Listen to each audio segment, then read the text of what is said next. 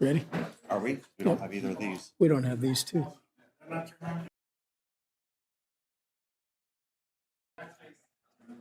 Can you turn this bad boy on?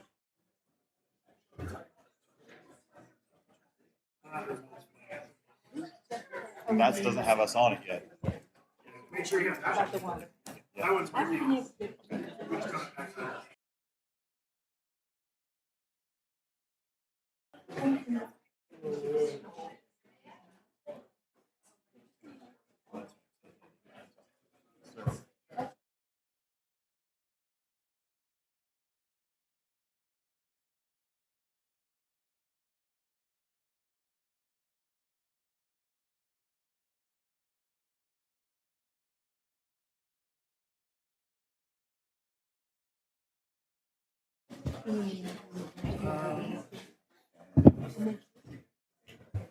Hey, Cedric, can you come down here?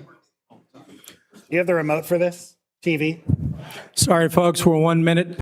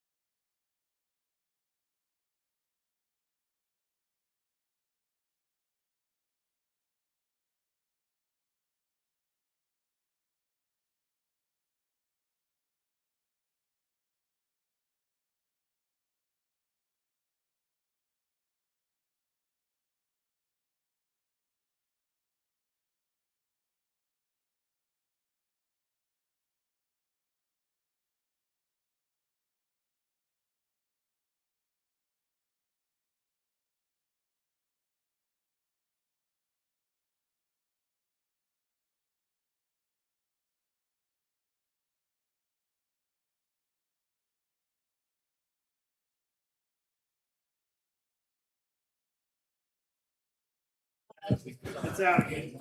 Forget it. Let's just roll with this. I'm going to get going. Yep. All right, folks, thanks for the 5-minute delay here, a little technical difficulty. We're just going to have to, at least you guys can see the two presentations up here tonight. We'll just accommodate it up here on, council can do that from their iPads. All right, let's call the meeting to order at 6:06 PM. And join me for the Pledge of Allegiance, please.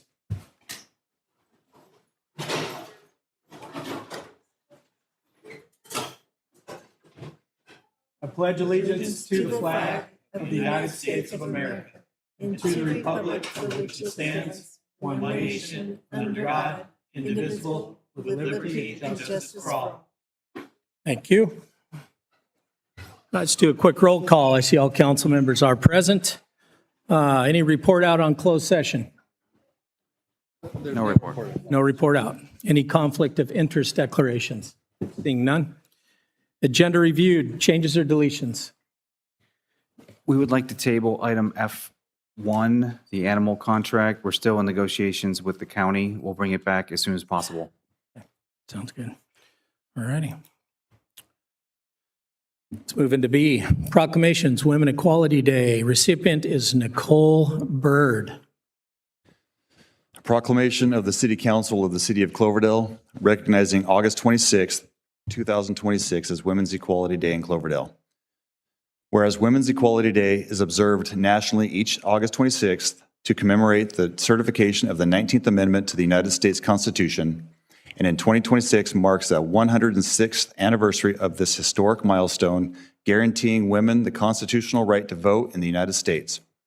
And whereas the history of women's suffrage also reminds us that the promise of the 19th Amendment was not immediately realized equally by all women, and that generations of women continue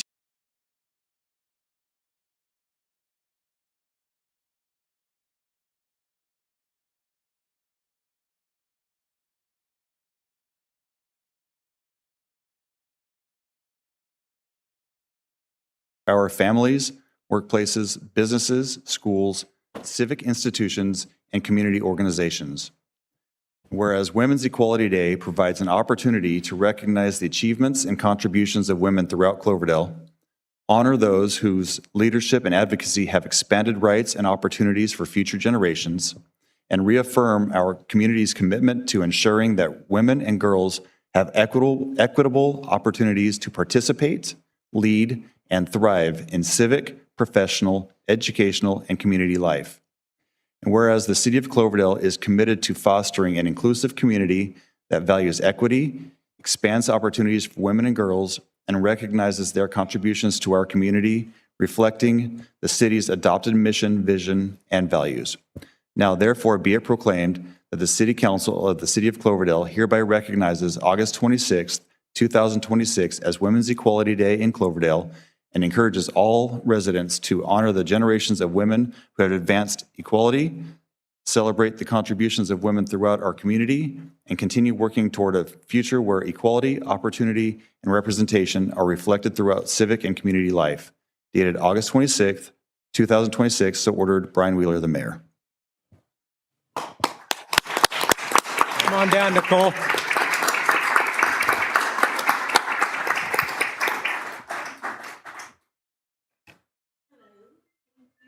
Could you turn on your microphone, please, Nicole? The little button. Thank you. Could we silence the phones, please? Thank you. Thank you, Council. Thank you, Mayor Wheeler. I want to thank the city for recognizing Women's Equality Day. As a librarian, I couldn't help but look for more information about this day. Here is a little bit of history that I found from the National Women's History Alliance website. In 1973, Congresswoman Bella Abzug, one of just 16 women serving in the U.S. House of Representatives at the time, championed legislation designating August 26 as Women's Equality Day, commemorating the certification of the 19th Amendment and women's constitutional right to vote. Women's Equality Day honors the generations of women who endured opposition, sacrifice, and hardship in the long fight for the vote.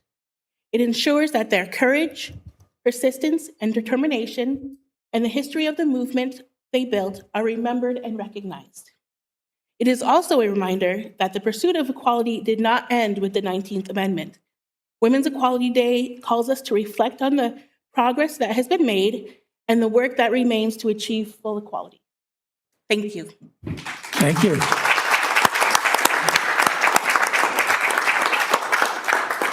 Comments from the council? Thank you, Nicole. Happy to have you receive this proclamation today. I want to thank you for all the work you do at our Cloverdale Regional Library, and just love seeing you around town at all the functions. And I will say we are committed to making sure that the fight continues for women's equality and inclusivity. Thank you. Thank you.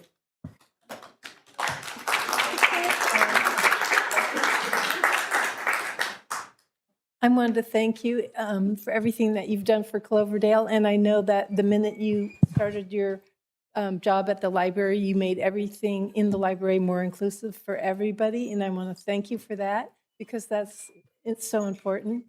And you've got the biggest smile in Cloverdale, and keep smiling. Thank you. Yeah, Nicole, I'd like to thank you for all the work that you do at the library, and especially tonight, your speech was very eloquent and inviting to all women. And obviously, my mom and my sisters, we all appreciate all women here tonight in every aspect for all women, what they do for the city of Cloverdale, and especially for you. Thank you so much. Thank you. Everyone said it, Nicole. Thank you for everything you do in and for the community of Cloverdale. You are a blessing to all of us, and so thank you. Oh, man. Don't make me cry. Come on. All right, Nicole, everybody said it, but you know what? I'm just going to tell you, you're just a great person. You're fun to be around. You're pleasant to be around. Keep it up. Keep the smile up. Everybody enjoys you. Thank you very much. Thank you, Mayor.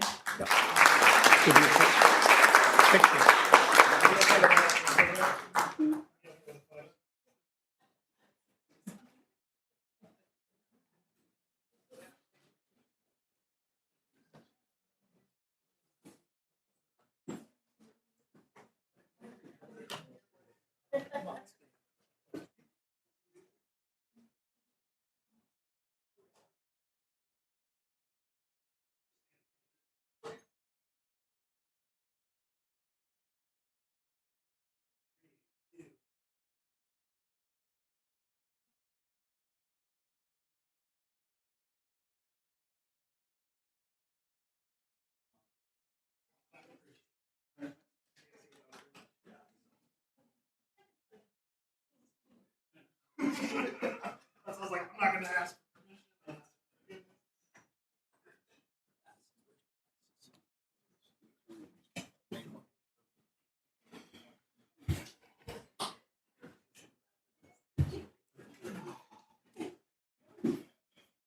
All righty, let's move into item B2, Cloverdale Citizen Recognition Program. From selector was Councilmember Marquez, and our recipient is Joe Weedman.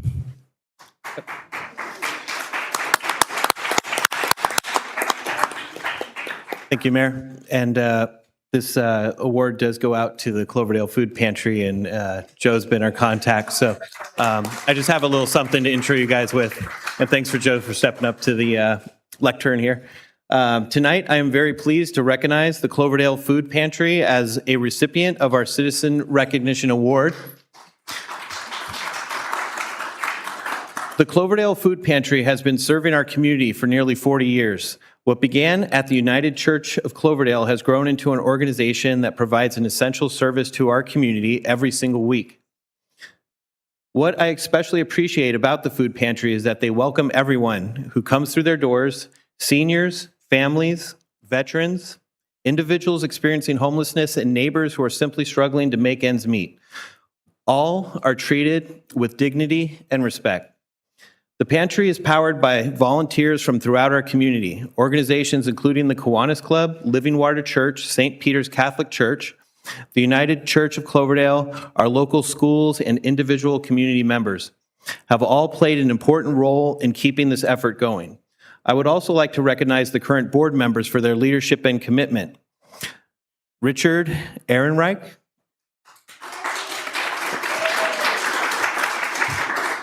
Nikki Lane, Jocelyn Hester, Nicole Ryan, Polly and Jean Lyle, and last but not least, Joe Weidman. Their dedication helps ensure that this important work continues week after week, and these volunteers don't just hand someone a box of food. They create an experience that gives people choices. Clients can select foods that work for their families, their dietary needs, and their preferences. That simple act of choice provides something that is incredibly important when someone is experiencing financial hardship: dignity and a sense of control. The food pantry also represents the very best of Cloverdale's community spirit. Local businesses such as Grocery Outlet and Ace Hardware donate and raise funds. Students volunteer their time. Churches and civic organizations step up, and week after week, volunteers show up to make sure their neighbors have something to put on the table. At a time when the need in our community is increasing, organizations like the Cloverdale Food Pantry are more important than ever. I am honored to recognize the pantry tonight, not only for the food they provide, but for the compassion, dignity, and community connection they provide along with it. On behalf of the City Council and the City of Cloverdale, thank you to every volunteer, donor, partner, and supporter who has helped make the Cloverdale Food Pantry what it is today. And now I would like to invite the representatives of the Cloverdale Food Pantry to tell us more about their organization and the important work they are doing for our community. Please join me in recognizing the Cloverdale Food Pantry.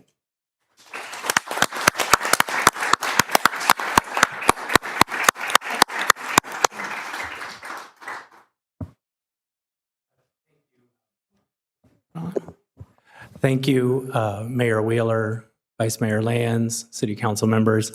I did have a lot to say, but I'll shorten it now. Thank you, Andres. The city's recognition of the pantry's work tonight is truly shared by the entire Cloverdale community for its nearly 40 years of service to community members in need. Each week, the pantry provides food for approximately 100 households facing food insecurity. These community members come from all walks of life. Nearly 70% of our clients are elderly or have elderly members in their household. But we also help moms with kids in tow, veterans, single folks, homeless folks, and so many others. Sadly, food insecurity is growing as inflation eats into our budgets. As a member of the board, I'm often asked to explain why the pantry matters or what makes it unique. First, I'd like to point out that the pantry is an entirely volunteer effort by the Kiwanis Club, Living Water Church, the former United Church of Cloverdale, St. Peter's Catholic Church, and the broader Cloverdale community. The pantry simply could not function without the hard work of our entire community. And it is hard work. Each week, the pantry distributes nearly 1,000 pounds of food, all of which must be gathered up, sorted, organized, and distributed. Volunteers allow us to keep overhead low and focus every donation on helping our community. We'd be delighted to have the members of the council join us in our efforts each week. The help is always appreciated. Second, each week the pantry volunteers gather food from our local grocery store partners that would otherwise go to waste. This partnership allows perfectly fine groceries to go to those in need, saving food from the landfill and saving our grocery partners thousands of dollars per month on disposal expenses. Third, steady support from the Cloverdale community enables the pantry to provide milk, eggs, cheese, and meat protein each week. The skyrocketing cost of these essential food items often results in them not being available at other distributions. Finally, as Andres noted, pantry clients shop for their groceries just like folks do at a regular grocery store.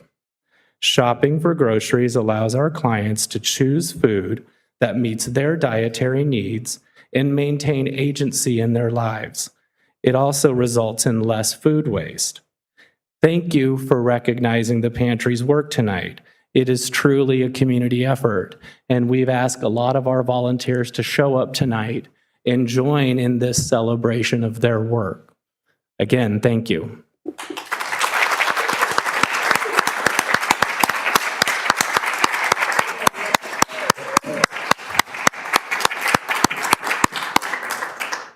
Comments? You can come back to me. Okay. Made my comment. Comment? I wanted to make a comment. Recently, I had some friends call me, and they normally have enough money and enough food, but they are running out of food. And for whatever reason, they were running out of money at this particular time. So I referred them to your food bank, and my friend was so grateful that she started crying on the way home in the car. So thank you. Awesome.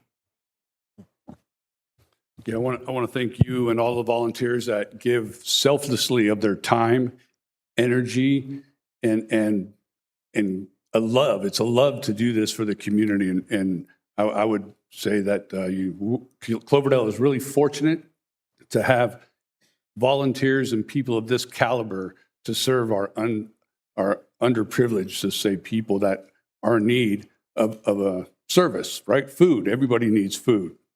And I appreciate the way you guys go about it. Instead of just putting groceries and pushing them, let them shop for their dietary needs. That's huge, huge. So on behalf of the council, my heartfelt gratitude to you and all your volunteers. Thank you. Yeah, thank you. I don't think it's a love to do this. It's a love for your community, because nobody loves to have to give food to people that don't have it. And it's a necessary evil that we have in our society, that some people just don't have enough. And Cloverdale has a lot of that. And so we are very thankful for everything that the volunteers here do and the love of our community to make sure that everyone has enough to get by. So thank you all. Thank you all for everything that you do for us. Thank you, folks. Thank you, Joe, for coming down and accepting, and for everybody that showed up here. They all deserve recognition, as you mentioned, and I'm going to accept your challenge. So what day and what time? Distributions occur every Friday, 11 to 1 p.m. So if you'd like to volunteer, please show up just a little bit before 11, and we will assign you a place in the project. Perfect. Thank you all. Much appreciated. Cloverdale appreciates it. And thank you, Joe. Thank you all the volunteers that showed up tonight. It really means a lot for you to come out here, and we're so proud to recognize you. When you show up on a Friday and get to meet everyone and work and organize things, there's often a baguette of Cousteau that I take home at the end of the day, or a few vegetables. And so it's a good time. And this also keeps a lot of the food out of being wasted and out of the garbage. So appreciate it. We got a recognition. If everyone can come down, we'd like to get a photo with everybody. Yeah, let's get all the volunteers down here.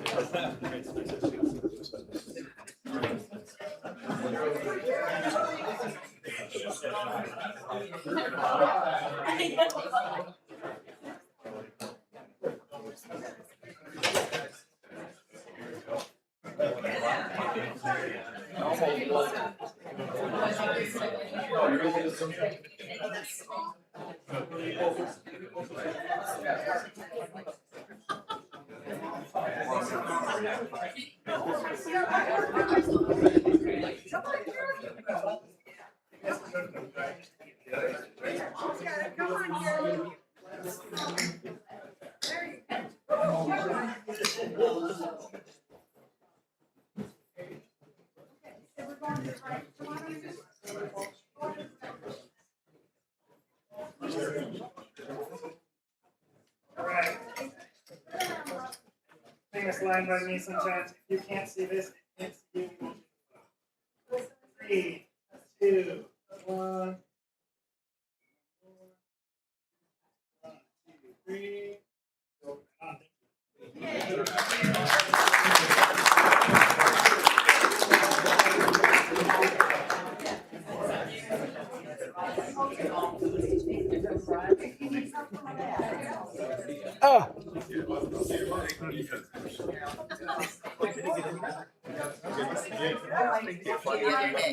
Yeah, 11 to 1. Yeah. Oh, sure. Yeah, definitely. And if you just show up for 10 minutes and check it out, we're going to be fixing the building and doing a lot of stuff. We're doing the chamber of commerce. So, we're not going anywhere. All right, perfect. Thank you. Hey, folks, also, I wanted to add to that last item there, and it got mentioned a couple times, is these guys don't just have everything ready for them on Friday. It's taken these volunteers all week to get this ready for the distribution. So Friday's just kind of the Super Bowl of it. They get to give it out then. So I just wanted to make sure that was mentioned. Right now over there.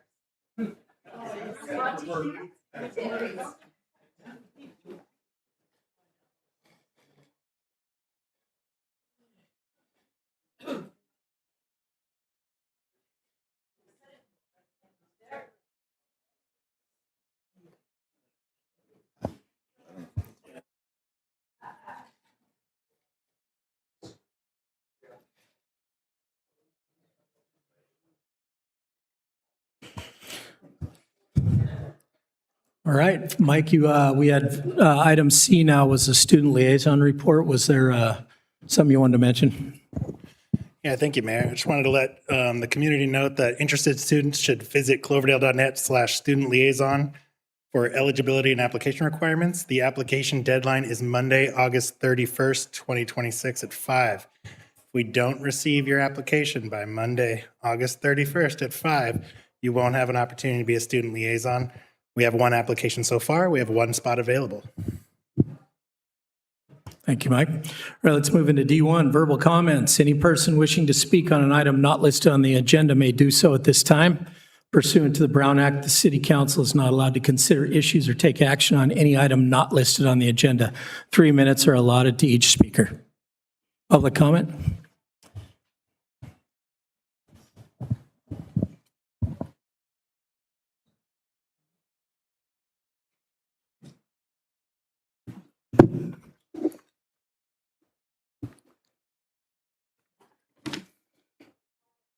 That's funny, your speech to the food pantry when you denied them funding.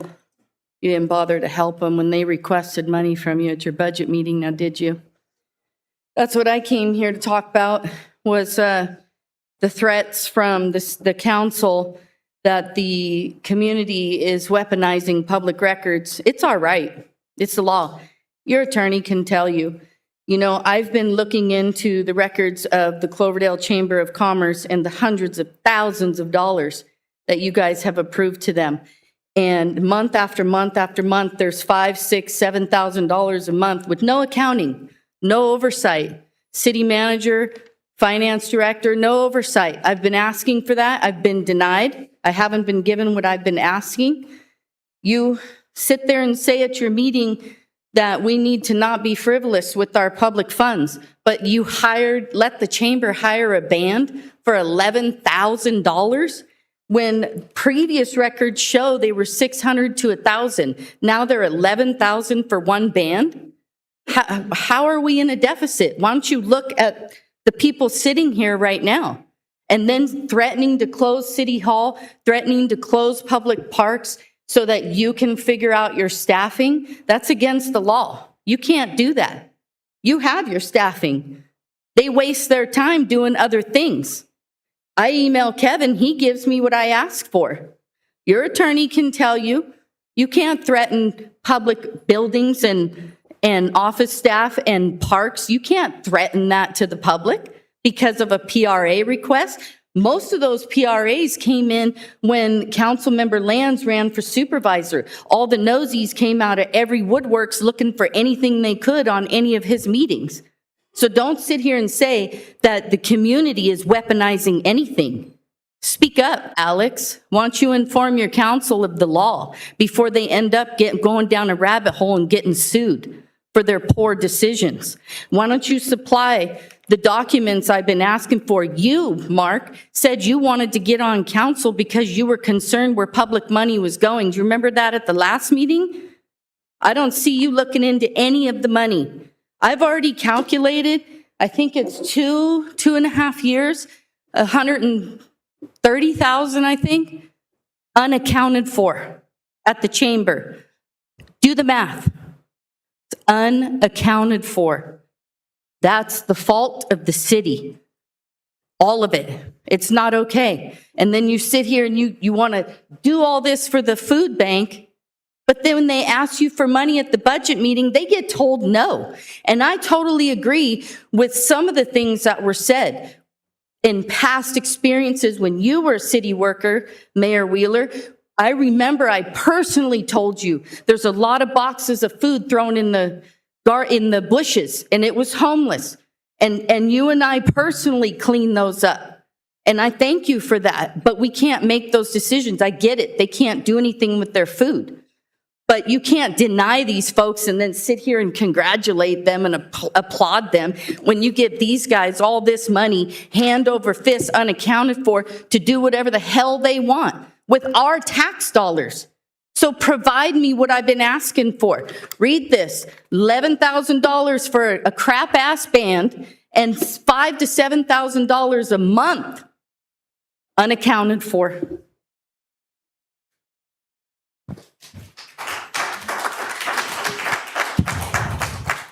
Any other public comment?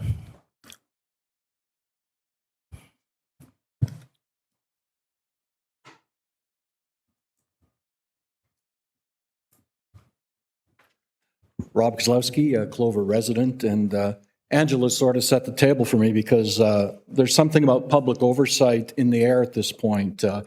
And I would suggest, how can the city close something that is not closed or closable? In the city of Cloverdale, you can decree closure on public records, even though the item is not closed. It's deja vu from 2024, as the same team here hastily closed another PRA back then. This year, 3 public record requests, or PRAs, were submitted by yours truly earlier in June to address city accountability, 2 of which were related to water and sewer rates, and 1 PRA on auditing collected taxes and fees. The genesis for the PRAs is to secure public information to enable residents' decisions on supporting or not supporting an issue. If the information does not exist, even though it was promised, why does it take 75 days to be told the promised information does not exist? State law requires a PRA response within 10 days of submission. The city's late and forced closure decrees say there are no responsive records. Well, thank you very much after 75 days. You could have told me that within a day. The going forward direction is to track down the relevant department heads. But the departments are unable to produce the information the city mandated itself to make available for public scrutiny. With respect to the water department tap reports, they must be completed annually, hence my request for these leak reports. The city even paid one of its consultants to tell the city that, get this, the city maintains and funds an annual leak detection program. This program prioritizes repairs of identified water leaks, and it is to be audited by the AWWA. Yet, there are no audits available for the last 6 years since the last rate increase. This is information crucial for decision makers before passing another water rate increase. With respect to the finance department, annual audit reports on taxes collected and how they were spent must be produced. For example, City Council promised that Measure R, which replaced Measure O, will continue to subject to mandatory financial audits and yearly reports to the community to ensure funds are spent as promised. The committed to annual audit report is to inform residents how much was spent, as Measure R promised. This was funding pothole repair and street maintenance, crime prevention, and parks and recreation programs. All of this was promised prior to Measure DD being passed to achieve the same thing. I believe these kinds of reports for leak management to prevent revenue loss and progress in collecting revenues and how residents' tax dollars are being spent is deserving of published and audited reports, at least annually. Mr. Thompson, these audit reports should become a standing item on the administration subcommittee for council members' review, as I've stated before, especially before you bring more rate increases and higher taxation proposals to the full city council. One question jumps out, and this question is, are residents being double taxed for the same service? It looks like a fait accompli. when residents never hear about positive progress the city is doing or about getting tax rebates and fee rebates from surpluses collected by various departments. Please, no more higher spending without departmental accountability. Thank you. And oh, by the way, notice that public comments are way down due to a procedural change, which I just learned about recently. Plus, past comments that are made from previous meetings are not brought forward if this new arbitrary deadline is not met. This change smacks as a form of constraining public speech, and I protest that. Thank you.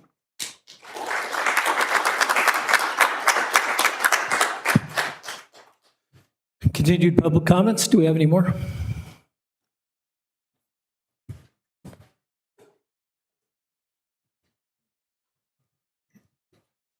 Okay, I'm going to change the subject. I'm Paul Pierre. I live on the other side of the river from the Esmeralda project. I'm not in the city, but I'm on the county side, but I am way within a quarter-mile radius of the effects of this project. And I got some three big concerns today. I've mentioned them before in other town council meetings here, but the first thing is Michael Yarn saying he's the steward of the land, can't wait to sculpt it and move this toxic material all around. We know it's there. It never was extracted off the site. It was just moved around. And so without a town council, a planning commissioner, without a preliminary geotechnical report, that's done borings everywhere they want to disturb on the site, where there's structures, irrigation, roads. Those soil borings need to go to a soils lab. The state of California has rules that if toxic material shows up in a soils boring lab, it has to stay in a sealed container, and the state of California is going to be immediately notified. And it has to be marked on the site immediately. And the developer cannot have access to that information. It will be statewide known toxic material. The geotechnical report has to come up with a method of construction. And it has to be stated by the geotechnical engineer this is possible to do with toxic material on this land. Now, nobody can make a decision on this land if we don't have this information. Do you know where the closest toxic soil dump is to Cloverdale? Anyone have a guess? It's in Kern County. There's only one toxic line dump to take PCB material and toxic material away. If the current owner of that land years ago had been smart, talked to professionals, they could have done bioremediation. They could have done microorganism injection into the ground that by this time, those enzymes and a microorganism would have ate the toxic material and that land could have been cleaned. But that's long gone. They only have one choice, and that is to rip the material up that they have to do to excavate and build buildings, and all of it has to be tested. And that is going to bring problems. Michael Yarn saying, I'll deal with it when it comes. He has no idea what he's going to be dealing with. And if they cheat, they're going to get environmental fines.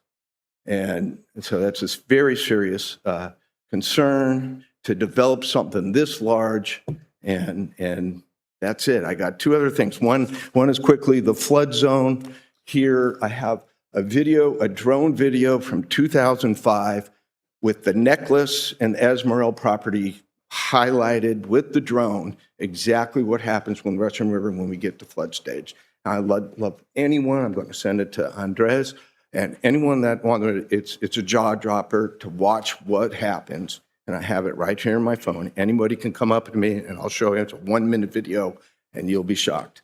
And then the last thing is the dust control. On a project this big, environmentally, I just met a lady today doing an inspection on her house. She's on First Street in Cloverdale. She's going to get her thyroids out next week. So, I mean, we got sick people in this town. I don't know why, but there's a lot of them. And I keep meeting them over and over again. There's a lot of cancer. There's a lot of Alzheimer's. There's Parkinson's.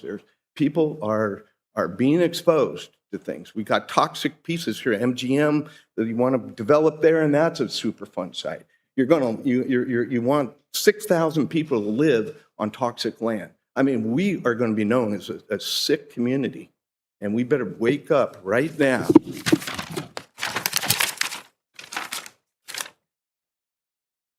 There's the word that you guys better wake up and do this thing right.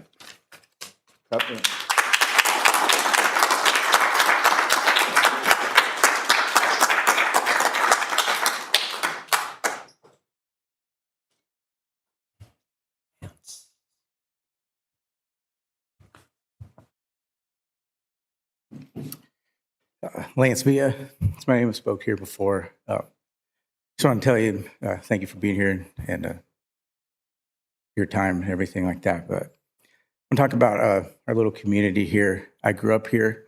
I'm a third generation Cloverdalian. I went to all 3 schools here, graduated.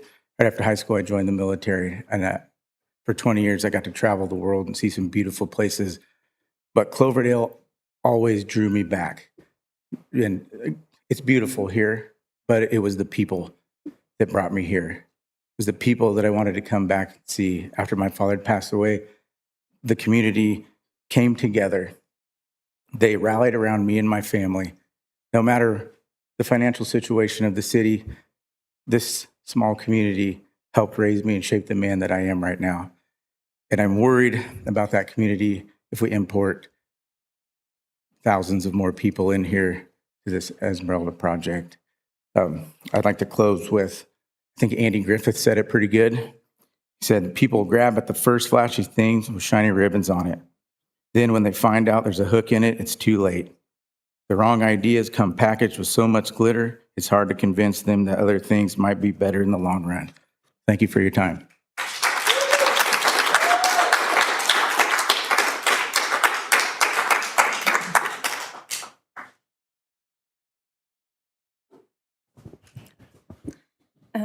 Good evening. My name is Ashley Lopez-White. I am a 5th-generation Cloverdale resident, a longtime community volunteer, and currently serving my 2nd term on our school board.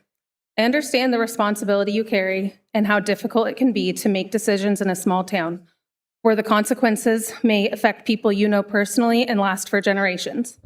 Leadership is not about never changing your mind. It's about having the courage and integrity to reconsider a decision when new information, changed circumstances, or legitimate concerns come to light. That is why I'm asking you to require a new EIR for the proposed Esmeralda project. I'm speaking tonight not as a school board trustee, but as a lifelong Cloverdale resident and as a mother whose home sits directly next to this proposed development. The current proposal is substantially different from the project evaluated in 2009. 17 years have passed. Water availability, rainfall patterns, infrastructure needs, economic conditions, and the circumstances surrounding the Potter Valley project have changed. The project has changed, the circumstances have changed, the community has changed. So how can we assume that an environmental analysis completed in 2009 adequately evaluates what is being proposed today? Most importantly, this development is proposed on a site with a documented history of toxic and contamination. Our well is only yards from the contaminated area and within the path of runoff. That makes this deeply personal for my family. Our well provides the water we use to drink, cook, shower, brush our teeth, care for our animals, and maintain our home. We have 3 daughters, 14, 13, and 11. What happens when contaminated soil is excavated and disturbed? What happens to groundwater, construction dust, or runoff? What happens if contaminants migrate toward our well? These are not abstract concerns. They're questions about my children's health and my family's future. I've worked in the construction and lumber industries. I know that large projects are complicated, unexpected conditions arise, and mistakes happen. I'm not saying anyone intends to cause harm. I'm saying that no developer can guarantee that a contaminated site will remain completely undisturbed, or that there will never be an accidental release or failure in containment. That's exactly why we require environmental review and independent oversight. We cannot undo contamination once it happens. The time to ask these questions is now, not after construction. I'm asking you to consider not only the promise of development revenue, but also the long-term costs to the city: water, roads, infrastructure, public safety, emergency response, maintenance, and potential liability if contamination affects neighboring properties, future residents, or downstream areas. I'm also asking for transparency from the developers. The community deserves clear, consistent, and verifiable information about this project and any long-term plans involving adjacent properties. My family's lived in Cloverdale for 5 generations. I want my children, the 6th generation, to have the opportunity to raise their families here too. Please pause. Please ask the difficult questions. Please be willing to change course if you've already made up your mind. Thank you.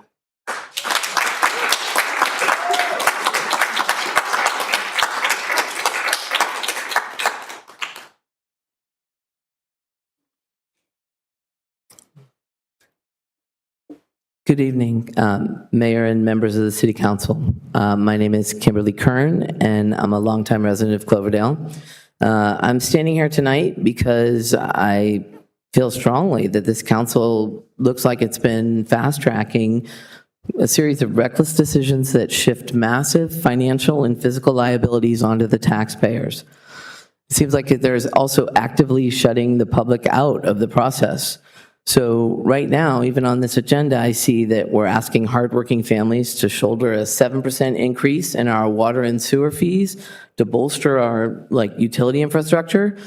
Our city workers are constantly asked to do more with less. It's hard for them to probably meet the demands. And yet, the council seems to be able to find tens of thousands of dollars to buy flock cameras, drone surveillance stuff, chemical agent launchers, rubber bullets, stuff like that in our inventory coming up. You're telling us that there's no money for our clean water and supporting our city staff, but there's plenty of money for increased warrantless surveillance, aggressive policing equipment. It completely misaligns with our long-standing value of community policing. It ignores the community's actual needs and actual budget priorities. So even worse recently, the council's been, in my view, attempting to quickly push through a boondoggle luxury resort housing project thing for the wealthy. It's built on a known historically toxic waste site right before the upcoming election. So let's be clear. This development project will not solve the city's long-term budget and revenue issues. It's going to create a massive, catastrophic environmental and legal liability for our city down the road when, as multiple people have explained, when the toxic mitigation inevitably fails. These development projects do this all the time. Look at Mammoth, Dixon, Beaumont, Rio Vista, and Desert Hot Springs, if you want some examples. Tonight, you are considering, I hope, whether to let the voters weigh in on this special interest luxury development project. You must let the voters decide. Why wouldn't you? What possibly could you be afraid of in letting the community decide, actually? If you truly believe that this development is good for our city, you'll let the residents decide. What's the danger? What's the fear? The cost of a one-time election is less than the annual cost of those flock cameras we got saddled with. Thank you, Marjorie, for voting against those, by the way. So the cost of letting the people decide is going to be nothing compared to the price we all pay if you don't slow down and make responsible decisions here. We all know that there is no luxury resort approval emergency right now. There is no good reason for the rush. You must take the time to make an informed decision and ask the community for whom you're supposed to be representing. The council must make an immediate freeze on all funding for things like surveillance cameras and riot gear. We need to reject the luxury resort fast track. We need to require that EIR she was just talking about, and pass a resolution to put the Esmeralda project on the ballot. Thank you.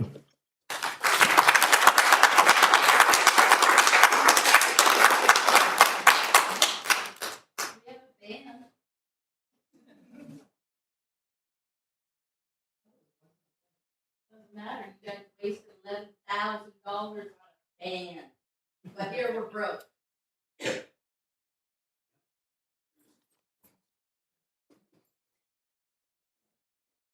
My name's Jennifer Sullivan. I'm a resident of Cloverdale. Esmeralda has clearly thought about how to protect itself. Its developers understand phasing. They understand financing risk. They understand entitlement value. They understand how to limit capital exposure if the market changes, how to maximize the value of each unit, and how to structure a project so that even if circumstances change, they have options. My question tonight is much simpler.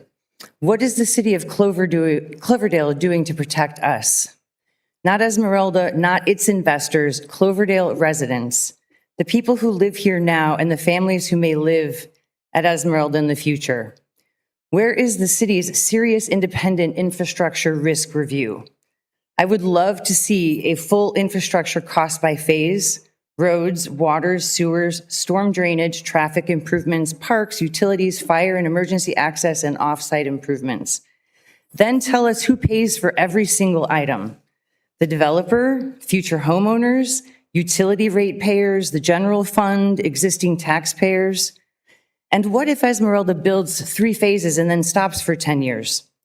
Who pays then? We already know major developments can stall. Hoping everything goes according to plan is not financial protection. And then there's the land itself. People keep hearing about the Twinkie. What that actually refers to is the area containing the former east and west wood waste landfills associated with decades of Masonite and Louisiana Pacific operations.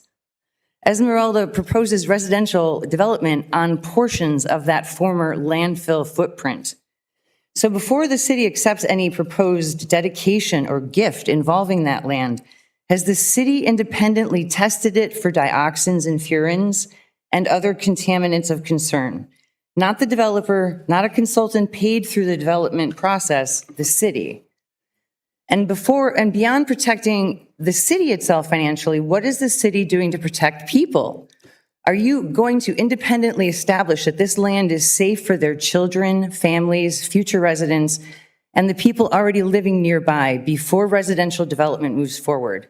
Before you actually approve this site, I think it would be really wise to know if it's safe for residential development. Because are you really prepared to accept long-term responsibility for a former industrial landfill property without independently knowing what you are accepting? Because Esmeralda would be foolish not to plan for every downside scenario, they should protect their investment. They should minimize risk. They should maximize their return. But it would be far more foolish for the city of Cloverdale not to do the exact same thing on behalf of its residents. Before you grant extraordinarily valuable entitlements, before you approve phasing, before you accept land, before you commit future revenue, show us the downside analysis. What happens if Esmeralda succeeds? We hear that constantly. I want to hear the city answer the question that has barely been discussed. What happens to Cloverdale and to the people who live here if it doesn't?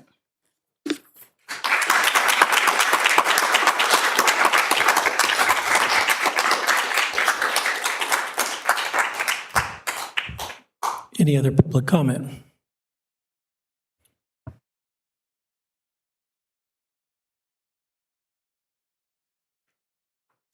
Good evening, John Lambert, Cloverdale. I'm not here to say anything other than thank you for all the hard work you're doing. I think you're doing a great job. I think the podium looks great, and I agree with Angela. $11,000 for one band is absolutely excessive. There's a lot of things you can do with $11,000. You could have had 5 or 6 events of bands that cost $1,500 to $2,000. And I think that would be better spent in Cloverdale than having one big event. That's all. Thanks everybody for coming out and taking part in making big decisions in Cloverdale. I applaud you all.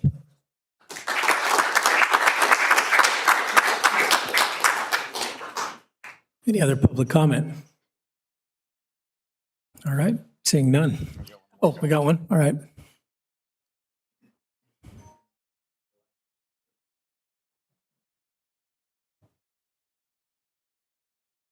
Hi, council and mayors. I'm a resident of Cloverdale. I've been here, coming here since the 70s, and I moved up here in early 2009. And I've been living in town for the past 5 years. And I really appreciate Cloverdale because it's a small town. People are friendly. They look out for one another. It's very welcoming friendly people. There's a whole elderly community. There's a community here that takes care of the elderly.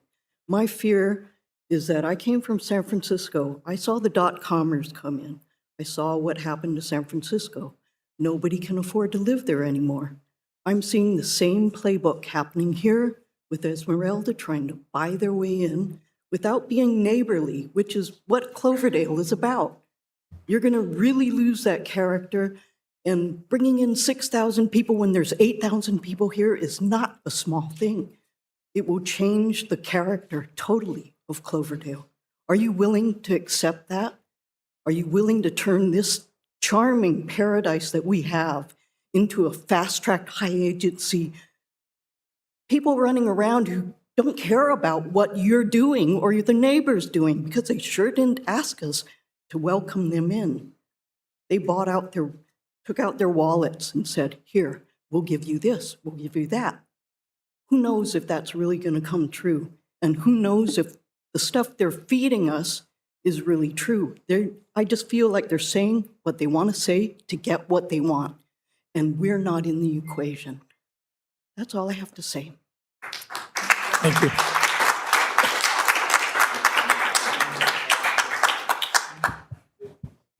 All right, is there any more public comment? Okay, oh, we got one more. Gotcha.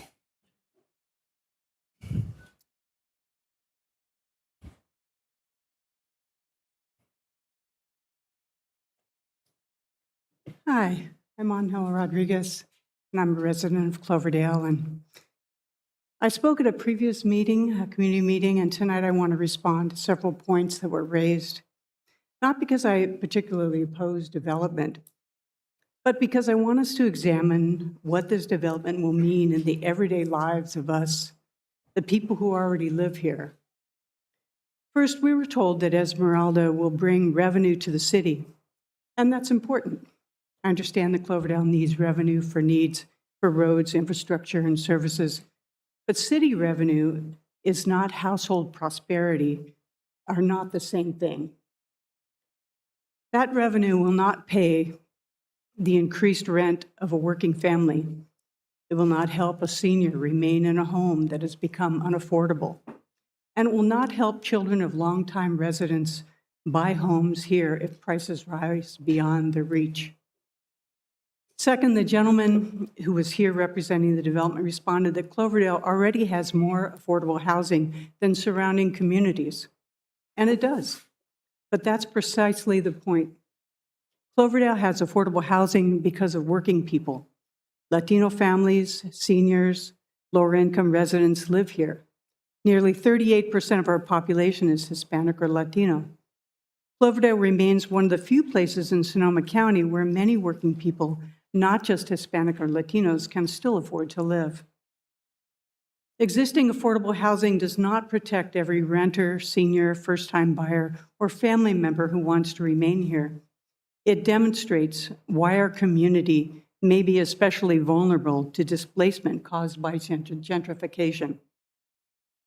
Third, we've heard that Esmeralda will create jobs, but simply counting jobs is not enough. What will those jobs pay? Will they benefit? Will they include benefits? Will local residents receive priority? Most importantly, will the people working at Esmeralda still be able to afford to live in Cloverdale? A job does not prevent displacement if housing, utilities, food, and other living costs rise faster than wages. Fourth, Esmeralda proposes its own hotels, restaurants, shops, recreation, and gathering places. We're told this will benefit Cloverdale. But Cloverdale is already the village. Our downtown merchants depend on Friday Night Live, community events, Friday Night Pizza, local customers, and visitors spending money here. Before approving and competing commercial center separated from our downtown, we need an independent analysis of whether it will strengthen our business or draw customers and businesses away from them. Finally, the project's water assessment looks through 2045 because that's legally required. That's the legally required planning horizon. But this development will exist far beyond 2045. What binding commitments will protect existing residents as drought conditions, the Russian River, and our climate continue to change? We're also told that if Esmeralda does not develop this land, someone else may. Someone else, and maybe someone worse. But the possibility of a worse proposal is not a reason to approve this one without adequate protections. I'm asking for an independent community impact and anti-displacement analysis protections for affordable and working housing, measurable local hiring and wage commitments, support for existing downtown businesses, and long-term monitoring of housing costs, commercial displacement, and water demand. Development should not merely make Cloverdale more valuable. It should make life better and more secure for the people who already call Cloverdale home. Thank you.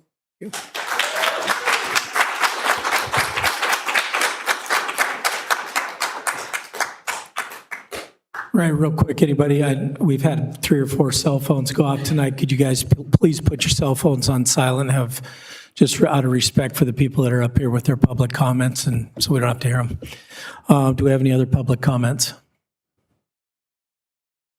Okay, I'm seeing none. Let's move into item D2, written comments. Written public comments on items not on the agenda submitted in accordance with public comment submission procedure below will be listed in order received. Also, those will be on cloverdale.net or Cloverdale Agenda Center. You can find them on the agenda and they will all be listed in there. Presentations, we'll move into E1. Receive a presentation on submitting some proposed development project to voters. The presentation will provide an overview of the process and requirements for the City Council to submit a proposed development project, including the proposed Esmeralda project, to voters for approval. Alex. Thank you, Mayor. Good evening, Mayor, council members. The presentation tonight, like the Mayor said, is on the city's ability to submit development project to the voters. That includes the Esmeralda project, but any project as well. We'll talk about both of them. Next slide, please, Mike. Just a quick note for council, since the TV's out, you'll have to go using your iPads if you're not already. So while that loads, there are 2 types of decisions city councils make. They make legislative decisions and they make what's known as quasi-judicial decisions. So legislative decisions are when you establish laws and rules. Quasi-judicial decisions are when you apply those rules. So, sometimes we hear appeals. That's a quasi-judicial decision. Adopting ordinances is a legislative act. So the City Council has the ability to submit a legislative act to the voters for approval, or voters can also do that through the initiative process by gathering signatures. So for a development project, you think about things like the types of things that are legislative decisions that are involved. Some development projects are zoning amendments, that's an ordinance, general plan and specific plans, adopting them or amending them, and development agreements. Development agreements, although they are an agreement, are adopted by ordinance. So they're a little different than a normal contract, which is not a legislative act normally. There are other parts of development project that are not legislative. So a subdivision map approval, a CUP or a design review. Those elements of a project, if a project has them, cannot be submitted to voters for approval because they're not legislative acts. Just to briefly touch on Esmeralda, that project is seeking zoning amendments in a general plan, specific amendment in a development agreement, in the map. So those first 4 items are things that could be submitted to the voters for approval. In general, if the voters adopt something, once it's adopted, it cannot be amended by the City Council unless you go back to the voters, unless the measure itself provides that authority or flexibility in the future. Next slide, please, Mike. Environmental review, the California Environmental Quality Act, CEQA, as it's normally known, applies to all of the city's discretionary acts. So anytime the city makes a sort of voluntary decision, it applies to that, and that decision needs to be studied under CEQA. Sometimes it's exempt, or there's an exemption that applies under CEQA, or there's streamlined review, or sometimes more than that. But that has to occur before you take any discretionary act.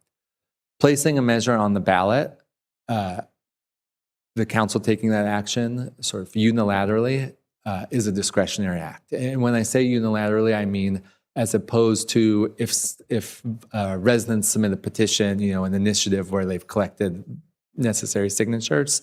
In that situation, the city council doesn't have any discretion about whether or not to put it on the ballot. And so CEQA doesn't apply there.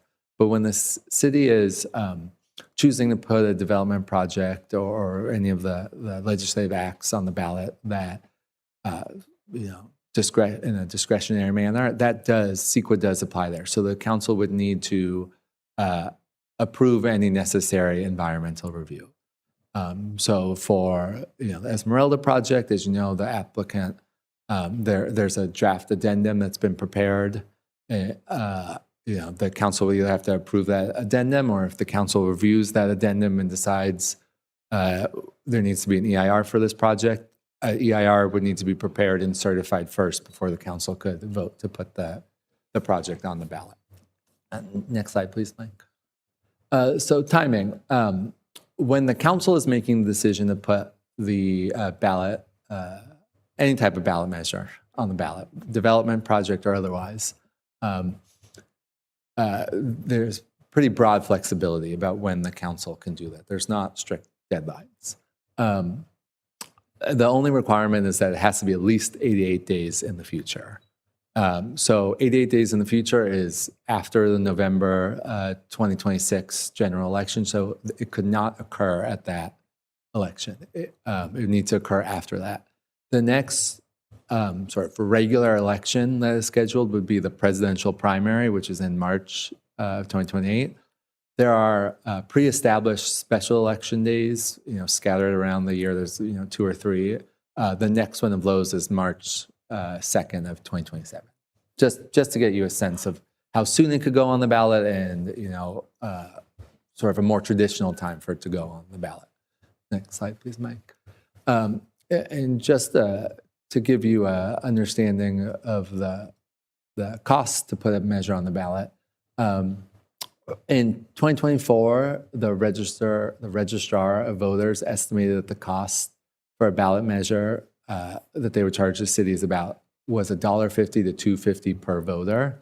So that comes out to about $8,000 to $14,000, give or take. We have about 5,500 registered voters. You may be wondering, we had measures on the ballot. Why don't we know the exact cost? When they charge us, they sort of group everything together by the 2 ballot measures we had. The second one is cheaper than if you just do one, and plus the candidate. So it's a little hard to break out exactly what the costs were for a particular measure. For this November 2026, they told us that the estimate is $375 to $625. So about $20,000 to $34,000. That's a quite large increase over what it has been in the past. We can't say whether that trend will continue or not, but just so you know what the current costs are. These are the costs for November, regular elections in the even years of November. That is the cheapest time to put something on the ballot, because we are sharing the costs with everyone else who has things on the ballot. And so, for example, the county is already sending out ballots. All we're really paying for is the extra little ink for another section. If you have a special election, we might be the only thing on it. It's hard to know whether there would be anything else on it, and so that may make the cost, significantly higher. But again, we can't know that for sure. Next slide, Mike. So that was just a brief overview for the council. Happy to answer any questions you may have. Thank you, Mayor. Appreciate the presentation and all that information, City Attorney Mogg. Just want to clarify for the audience and anyone who's questioning why this is on our council agenda today. This is a request from the community, pretty overwhelming request that a lot of folks have been mentioning that they might not feel secure leaving this large decision up to the city council.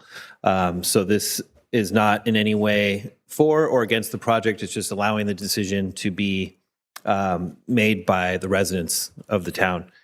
So I'll start with the questions. I guess I'm looking at timing and how this would potentially come into play. So we have some legislative acts that would be part of this project. Those will be pretty cut and dry. And what you mentioned about the environmental review, that would have to be determined by the city council that that's needed before this can even be considered. So that's a huge factor. That could be, that would be a factor that would have to be determined by information that we don't even have right now. And then looking at the timing for like what would potentially be the upcoming vote on March 2nd, the 88 days would possibly put us into early December, looks like, to that. And I don't see that item, the information right now, it keeps getting pushed out. You know, maybe it was supposed to be at the beginning of the year. We don't have it yet. And, you know, it's 2 weeks and 2 weeks and 2 weeks. So, you know, I'm just trying to put this into perspective that the full package would need to come to the Planning Commission, then go to the City Council. And if a determination is made that there would be a full environmental review requested, and that would be a rejection of the draft addendum at that point, potentially. That would all need to happen for this even to be considered. That would all happen. So when the project comes before the council, because you need to submit something to the voters. It's not just a question. It's all of the detailed ordinances and things like that. So when that full package comes to the council, you know, if the council thinks yes, reviews the addendum and thinks yes, this meets the necessary standard, you could approve the addendum and then vote to submit the item to the voters, or rather, you'd probably provide direction to us, and we'd come back with the resolution to submit it. Okay. If you decide, if the council decides this addendum's not sufficient and we need an EIR and provide that direction, then you know that EIR would need to be completed first before that could happen. Okay. Well, I think it's good to have this information. You know, there's a lot of these things that you know, the package hasn't come to the Planning Commission, hasn't even been presented to the public at this point. So I think what I would like to see is the city put together a map and sort of schedule of what it would look like and what's the procedure that would potentially allow people to take this to a vote. I think that's really what I'm asking for, is for our residents to have the information so they fully understand this process. I think that's where, you know, we didn't totally understand how this would work, and I think a lot of residents didn't, but given the legalities behind this, I think if we can help clarify that for folks, I think that would be really helpful. The other question that I had would be, in the case of a petitioned referendum following a council vote, how would that process evolve? That could be something that, again, if that draft addendum was accepted, there could be a petition for a referendum, and that would sort of, we wouldn't, again, have a choice to deny that. The council wouldn't even have, so that would be another route. A legislative act can be subject to a referendum. So that's when the council approves it, but then voters submit signatures basically to put it on the ballot to whether to confirm or reject what the council did.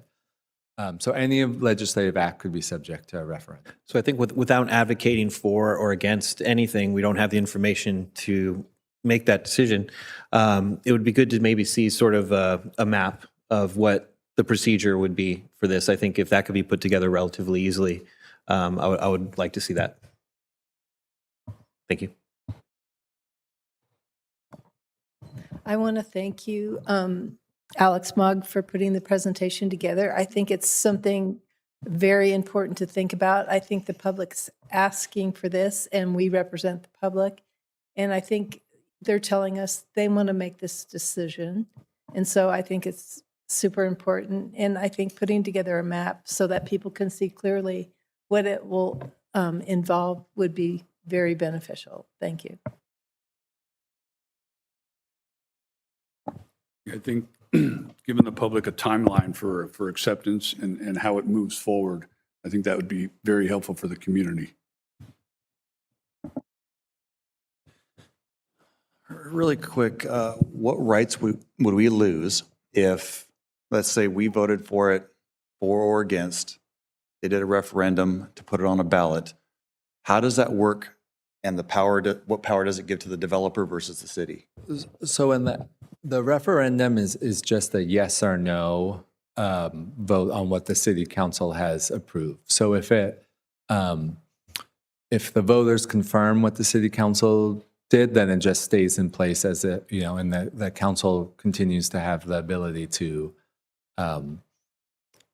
change those things or not. If the public votes no and it's rejected, then, it doesn't go into effect. There are rules about referendums that, the council can then not adopt something similar. I think it's within 1 year. Sort of a time period if you can't, adopt the exact same zoning code amendment that just passed the referendum, got rejected. I think there's a 1 year waiting period is what I recall off the top of my head. And then if we say we voted to put it on the ballot and we're putting out what power does that give the developer? Can they change because we haven't voted on it? They can't. So what gets voted on is whatever the council decides to put forward. So the council could decide, hey, this is, the drafts that came forward, we'll just put those exact things on. The council could, and those will be locked in forever if they get approved by the voters. The council could decide we want to present to the voters that this is what's for approval, but we're giving future councils flexibility to make, X, Y, and Z changes. And you could define what those are. So a really common example is completely off topic, but like our sales tax measure gives the council the authority to decrease it in the future without having to go back to the voters. We don't have the ability to increase it, but we have the ability to decrease it. So you could define those types of things in there. Through the mayor, Alex, could the developer put a competing ballot on at the same time, and during that process, they could potentially define a project in the way that they would prefer to see it versus what we are trying to negotiate? Yes. So the developer, could go through an initiative process, which is you collect signatures to put your proposed legislative act on the ballot. And, they may or may not give the city council flexibility to amend that. So if it got approved and there was no ability for the city council to amend it, then that is what it is and it can't be changed until, voters authorize that to be changed in the future. And just one last question, because I want to stay on topic with this one. How does a property with entitlements work like this one? The existing entitlements, is that the question? Yeah, so there are existing entitlements on the property for a particular development project. The time period to do a referendum or anything like that for that project has passed. So a developer who came along and wanted to propose to just build what was entitled would have that ability. Our ability under state law is pretty limited since those are already entitled and they have a development agreement for that. We'd have pretty limited ability to do anything about that. It is a different project that in some ways than what's being proposed. There are different number of units involve the golf course, but it involves phasing too and things like that. Thank you.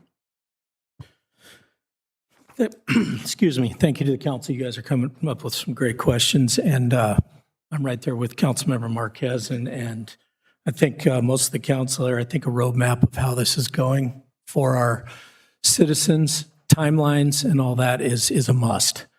We need to see, they need to be able to see how things are going, the time frame in between planning commission, in between council decisions, and the delays in between that. People need to see that. Also, one question I had, Alex, was say the addendum gets rejected by council and there's a new EIR required. What's the timeline for them to complete an EIR?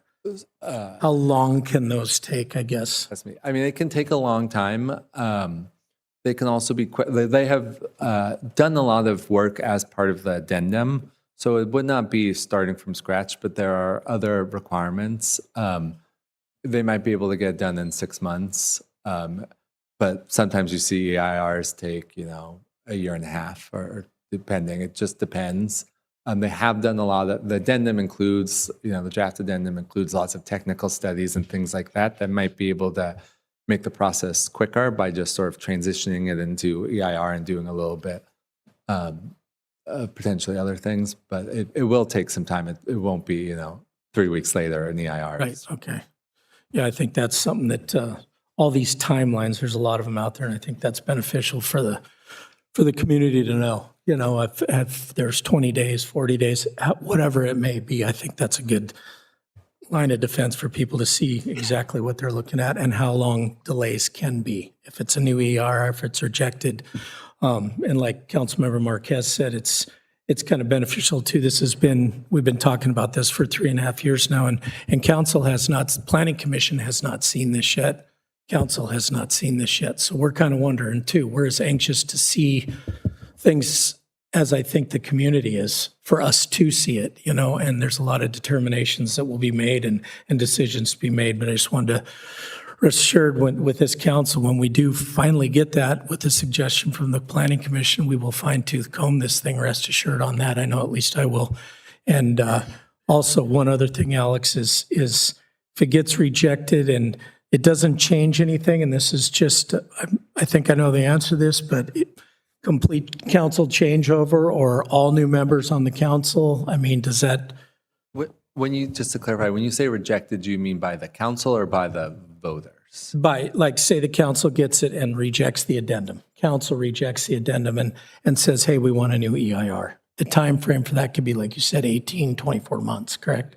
Yeah. Depending. Okay. And then, like I said, it's just, I want to see this as much as the rest of the council does and the planning commission. And I know the community wants us to see it. So like I said, back to that roadmap of people know, hey, it's been to the planning commission X amount of time till we see it. We have X amount of time, and it's more transparent for everybody out here. Alex, if the council did reject the project, what would be the recourse for the developer? They don't have any,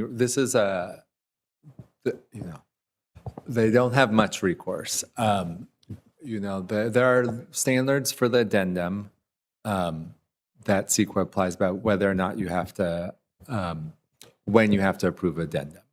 But putting that part of it aside, like the development agreement is entirely discretionary for the city council. And so even if the council may be constrained in the addendum, not saying you are or you aren't, just saying, like, even putting that aside, say you don't have much ability to deal with that.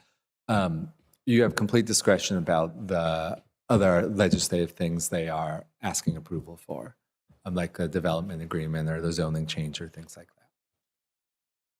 All right. Any other questions? Okay. Any questions from the public on this? Yeah, go ahead, Angela. Could you come down, please?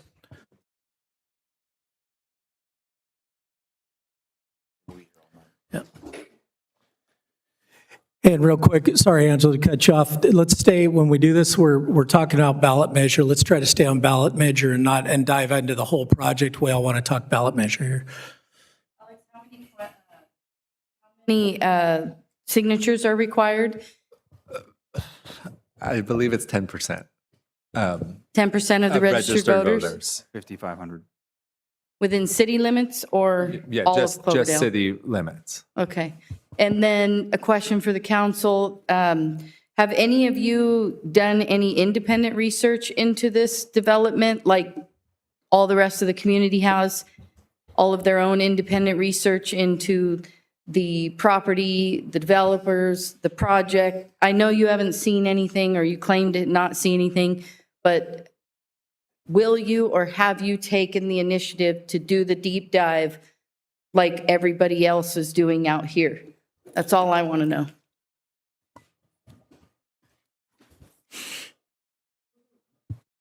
Suzanne.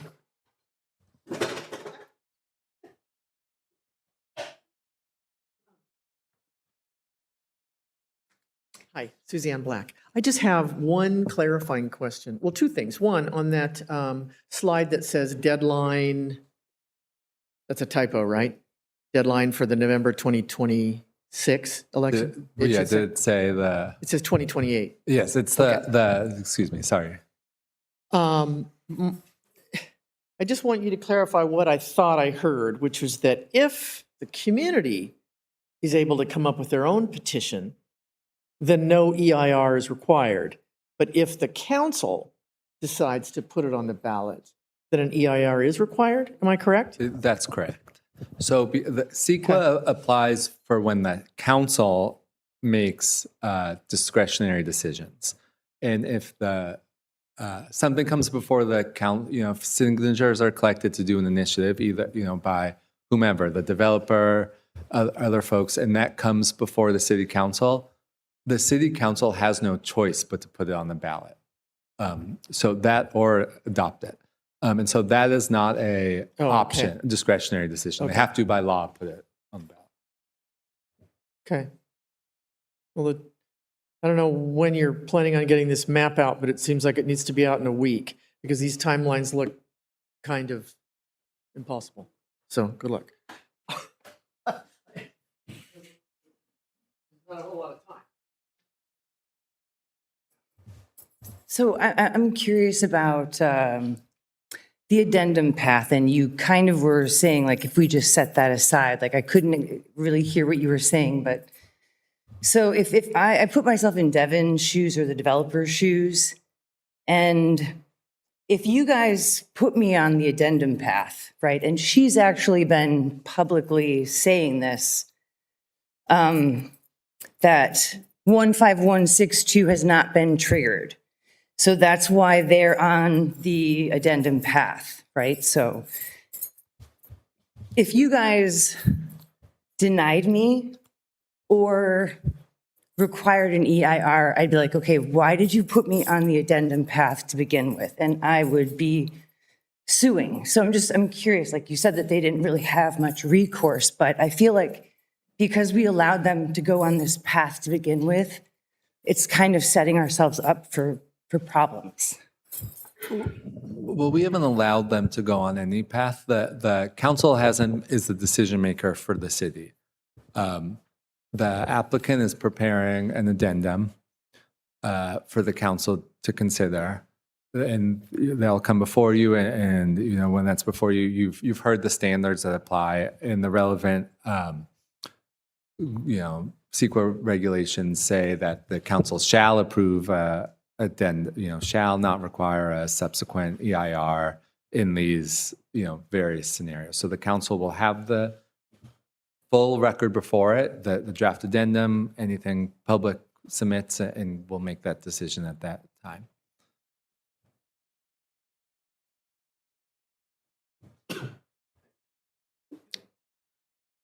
Hello. In regards to the financial figures for how much... Could you state your name real quick for the record, please? Oh, sorry. Mitchell Serval. Thank you. So in regards to financial figures where you gave a per unit basis on the amount of, on the votes. I'm wondering why it increased by about 2.5 times the mechanism behind that, as well as when you were giving the numbers, what percentage of that is of the budget is that? Because I often find that if you're giving a large number, you can get blinded to the totality of the numbers involved. So excuse me for not knowing this information before I asked the question, but the total budget and its comparison to that or comparison to things that have been done recently, so we can get a better idea of how the number works in regards to that. Are you asking for the cost of putting it on the ballot and why that rose? Yes, I am. Okay. So that was just for informational purposes for the council. I can't speak to what percentage of the entire city budget that is. Susie might be able to look that up and come up with that. That number comes from the county registrar of voters. So we have no control over it. We also wonder why it has jumped so much, but it's outside of our control. They run the elections, and so we don't have really any control over that amount. Thank you for your time. All right. Any other comment from the public? Yes.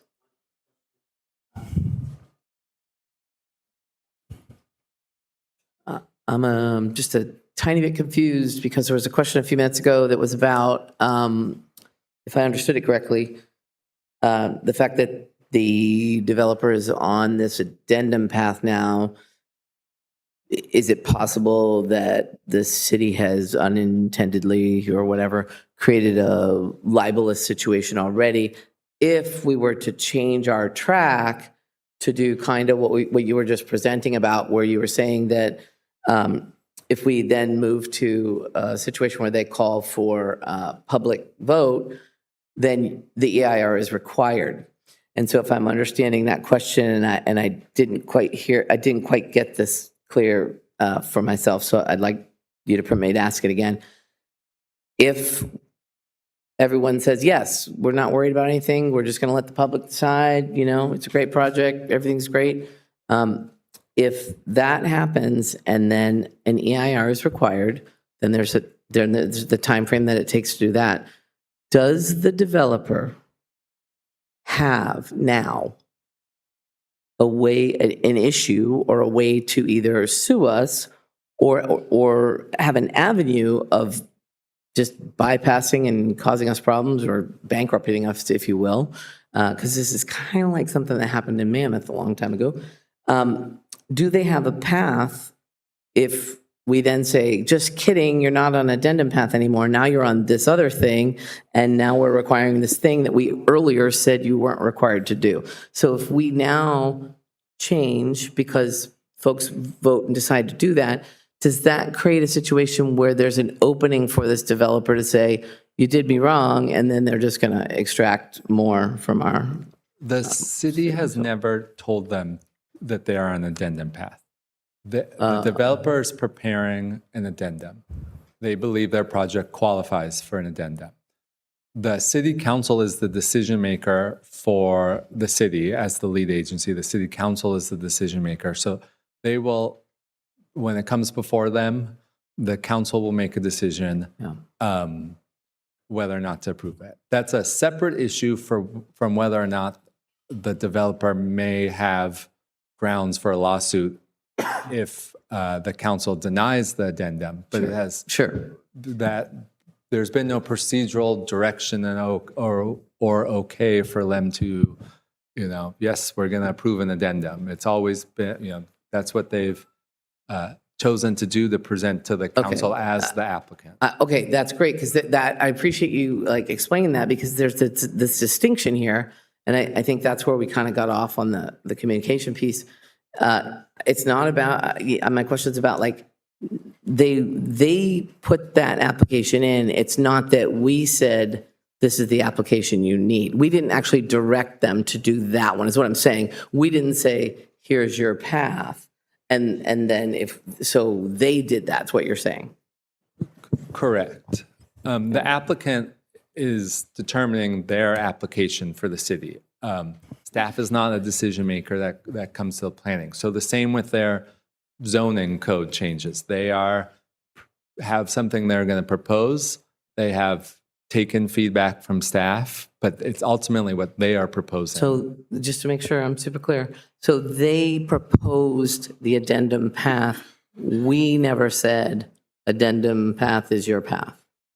Is that okay? I really appreciate that. Thank you, because it's a lot really confusing.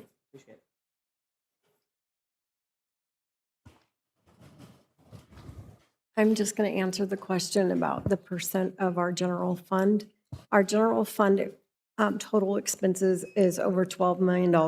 So 35,000 is less than 1%.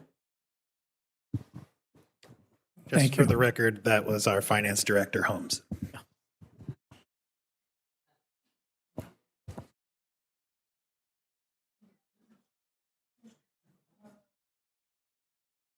Evening. My name is Dana Starr. I just want to check in on something I recall hearing about the timeline. Excuse me. There's a window from when the package is presented that I believe there's a 20-day for maybe the planning committee to look at it before there has to be a response back to them. So the planning commission will review this and make a recommendation to the city council. Notice of the planning commission meeting will be, that date is publicized at least 20 days ahead of time. So it's not like 3 days from now, this is when it's going to come before the planning commission. That notice will be published 20 days before the planning commission hears the project.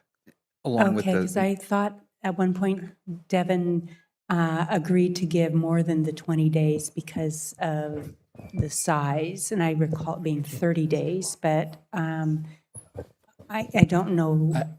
So I can't speak to that. What I left out of my previous answer is the city is going to make all of the documents related to the project will be available at the same day that that notice goes out. So 20 days before the planning commission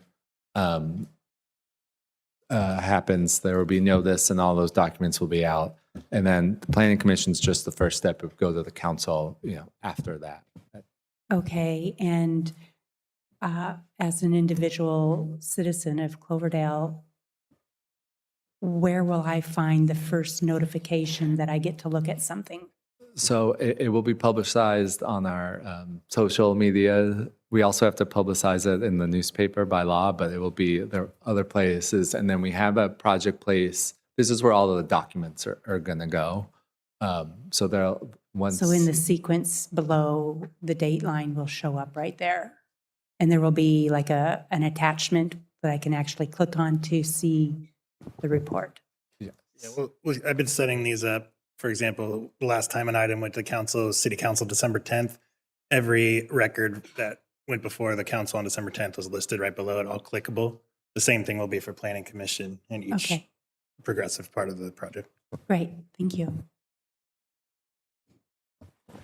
And Mayor, if I may chime in, is there a 30-day requirement between the planning commission and the council? Is that a no any time requirement? And as is, I think most of the time it goes on the next city council meeting agenda. There's no separation requirement. So any clarification about a 20-day time period is just when the package is released before it comes to the planning commission. There's not a required gap between the planning and the council. So right. There are 2 council meetings. For this. So those would be, I don't know, this is a large project. It might be a special meeting just dedicated to it, but there'd be at least 2 meetings, separated by a week. Okay. At least at the council level. I know there is no promise of anything, but I do remember hearing the 30-day being thrown out. Any other comments from the public on this? Okay, seeing none. And any other comments from council real quick? Okay. Yes, Mayor, if I may. So I guess we want to maybe give direction to staff. Would request that, we would create a roadmap of all potential vote options, and that would include a petition referendum option as well. Yeah. I'd say if we can get a majority. Okay, great. And just throwing. Can you clarify that for the record, just for? I heard direction to put together timelines for all options for the public to vote on this, including the referendum process. Yep, thank you. Is that even possible? Because we don't know what our timeline will be through the.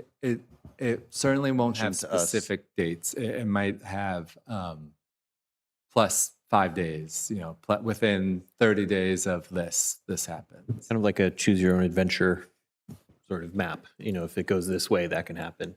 I just don't want people to take it so literal when they say, where's the documents? It's August 24th. Yeah, no, I agree. So I think, leaving dates out of that and just saying, a pathway, and we don't have that information. So I agree.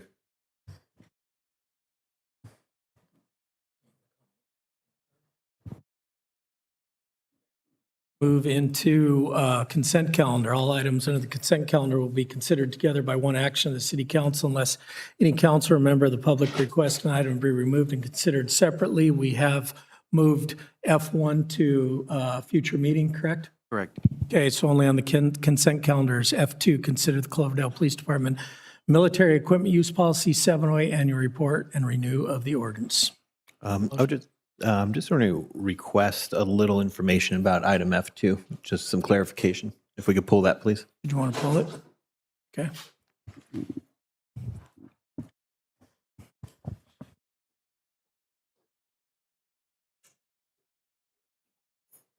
Good evening. Good evening, Chief Jones. Thanks for joining us.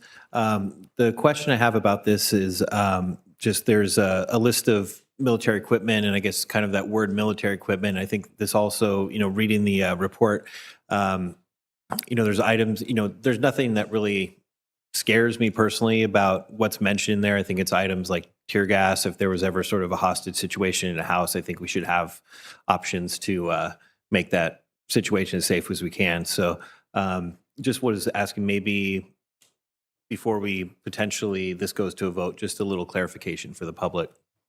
Sure. Yeah. Thanks for having me.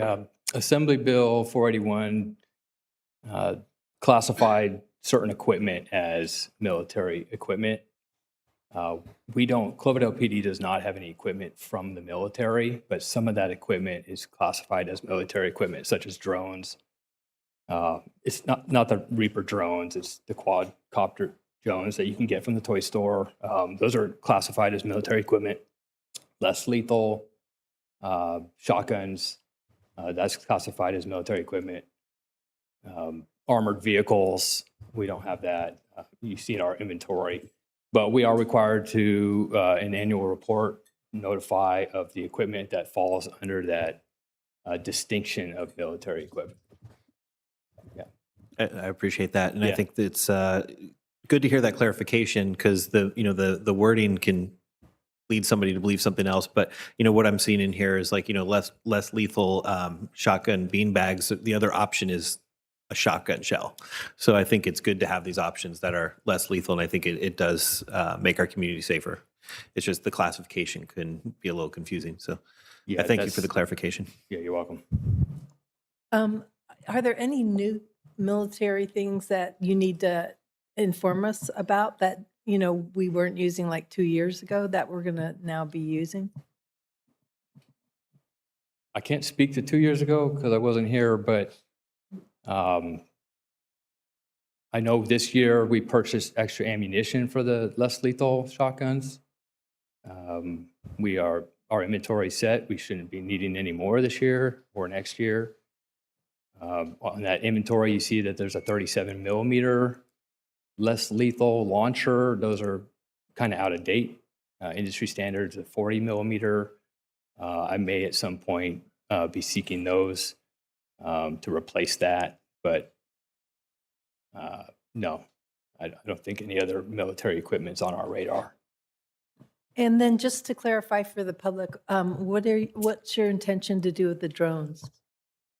So this year, we used drones for a traffic accident. We had some fireworks complaints during 4th of July that we had the drone go up and try and locate where it was coming from.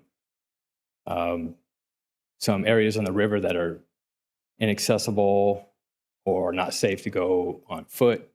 If we get calls for service down there, industry standard drones are used for missing persons, locating missing persons, some crime scene reconstruction for taking photographs, things along those nature. Thank you for clarifying that. You're welcome. That helps.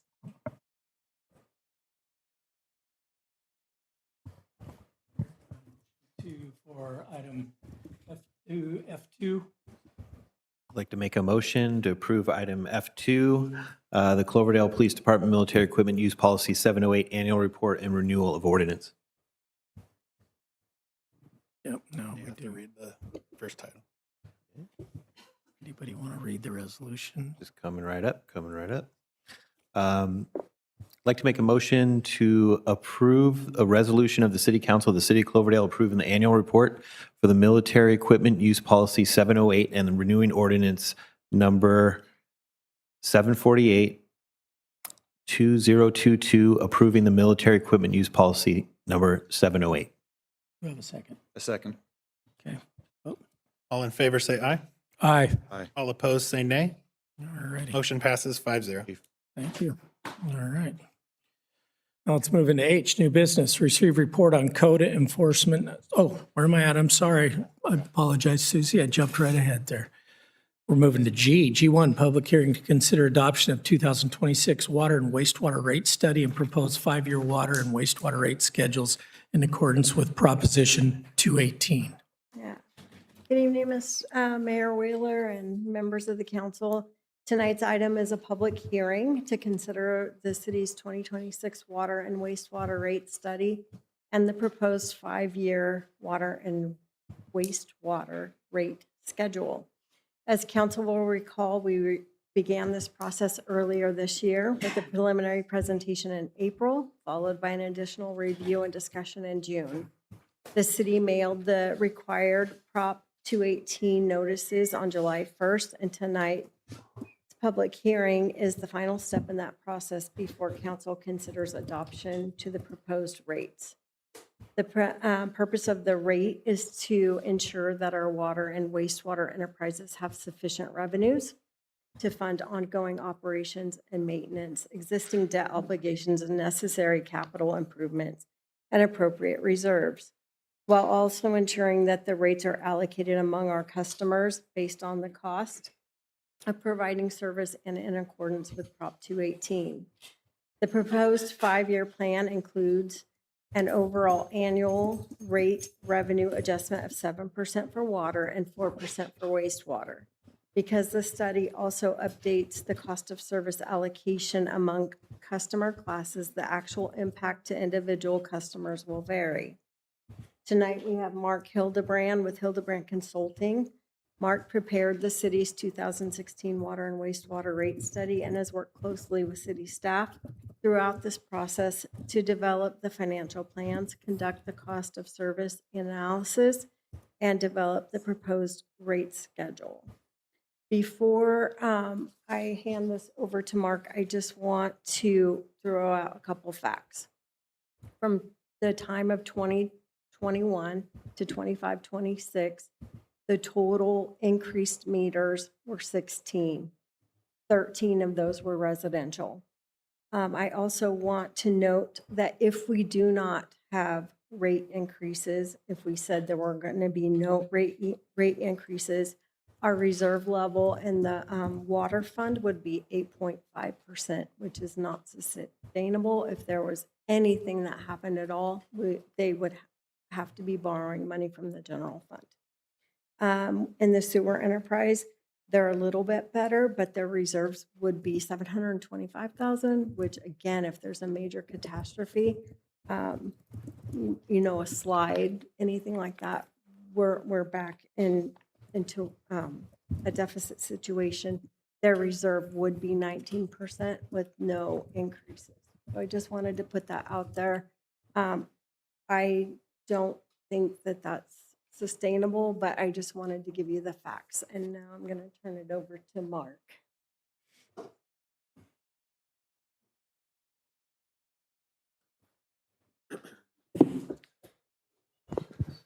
Good evening. Mark Hildebrand with Hildebrand Consulting. Thank you for having me again this evening.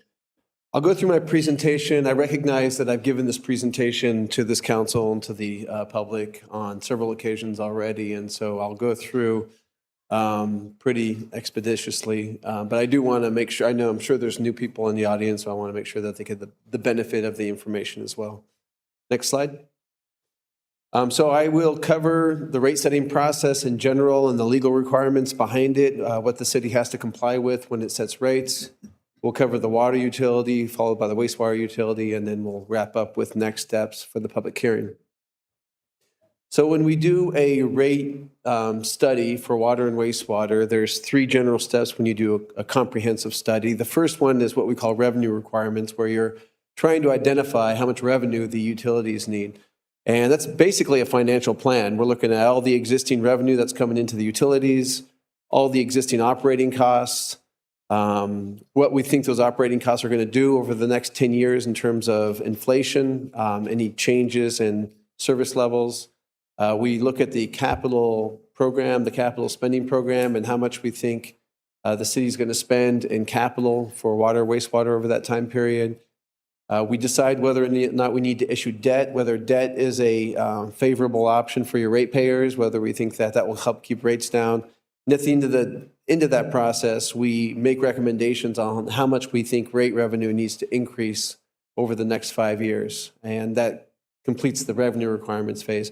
Once we know how much rate revenue we need from all the customers as a whole, then we do the cost of service analysis, which is looking at the different customer types, single family, multifamily, commercial, to understand what it costs to provide service to those customers, and we allocate costs to those customer groups. And then finally, the rate design is simply what the bill is going to look like when the customers receive their bill. How much is going to be fixed? How much of it's going to be a variable in terms of consumption rate, and just what the bill will look like. Next slide. So in terms of the legal requirements, there's something called Proposition 218 as part of the California Constitution. And it's pretty simple on the surface. The concepts are pretty simple. There's some court cases that make it a bit more complicated. But the basic idea is that you cannot charge more than the cost of providing service to your customers. You have the authority to raise rates without going to the voters, but you have to follow these rules. You can't create a profit. So you can't charge more for, say, water and then transfer that money to City Hall to change light bulbs or to the police department. So it all has to stay in the water utility. And so there's no profit being generated. You can't charge more to one group of customers in the interest of trying to keep rates down for another group of customers. So there can't be a subsidization between customer classes. And if you meet those requirements and you want to raise your rates, then you have to go through a notification period. So a public hearing process where you send out the proposed rates at least 45 days before a public hearing. And you give the ratepayers an opportunity to protest. So if 50% of the ratepayers come out and say, we don't want these rate increases, then the city can't move forward with the rate increases. So it's a form of a vote, but it's more of a protest where they have to voluntarily come out and protest against the rates. Next slide. So just to set the stage, this is a survey of the region in terms of the combined bill for water and wastewater. I'm sorry, this is water and wastewater. We don't set rates based on what other people charge. That flies in the face of cost of service and charging what it costs to provide service.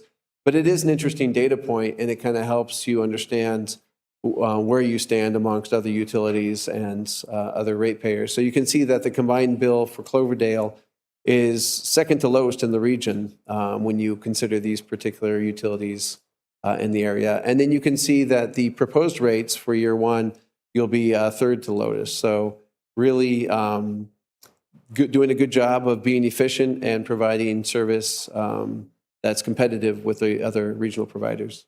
Next slide.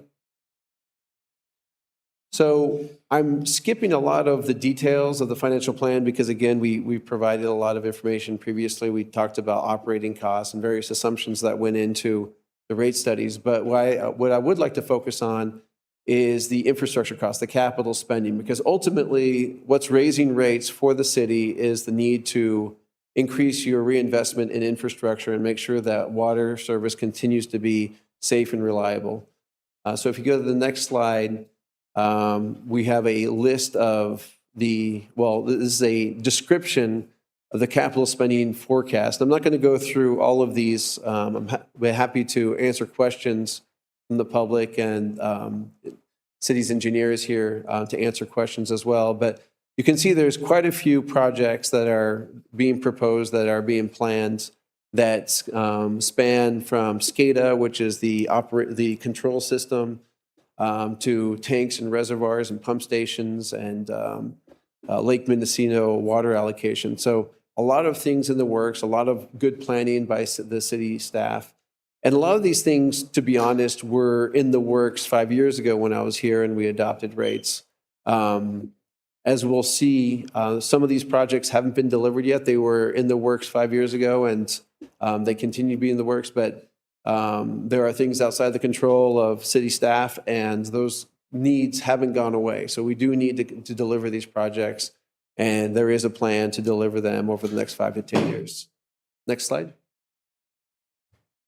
This is the specific timing and the cost of the projects over the next 5 years. We have a 10-year plan, but you can see that the annual spending hovers around $3 million over the next 5 years, and you can see the specific projects that are being proposed. Next slide. So this is the historical and proposed capital spending. So you can see that from 2019 through 2025, there really wasn't much capital spending that happened. Again, projects were identified, but there were some delays to those projects. The big debt finance project was a project actually that was not anticipated by the 2020 rate study, and that was a project that was shared by water, wastewater, and some other city departments that incurred some debt. But you can see that the spending forecast over the next 5 to 10 years is increasing significantly to $3.5 million. Next slide. So this graph is my final graph that talks about the financial plan for water, and there's a lot going on here, so I will slow down a little bit. The top graph, you can see columns and you can see the background green. The columns represent expenses and the background green represents revenues. And so the way to read the graph is anytime the columns are higher than the background, that's a deficit year where you're drawing down on your reserves. And anytime the background green is higher, that's a surplus year where you're building your reserves. And you can see the line graph in the middle there shows the forecasted reserve level. So right now you have really healthy reserves. The green line is about $8 million. And that's the current reserves for the city. And the target reserves is around $4 million. So you have really healthy reserves in the water utility.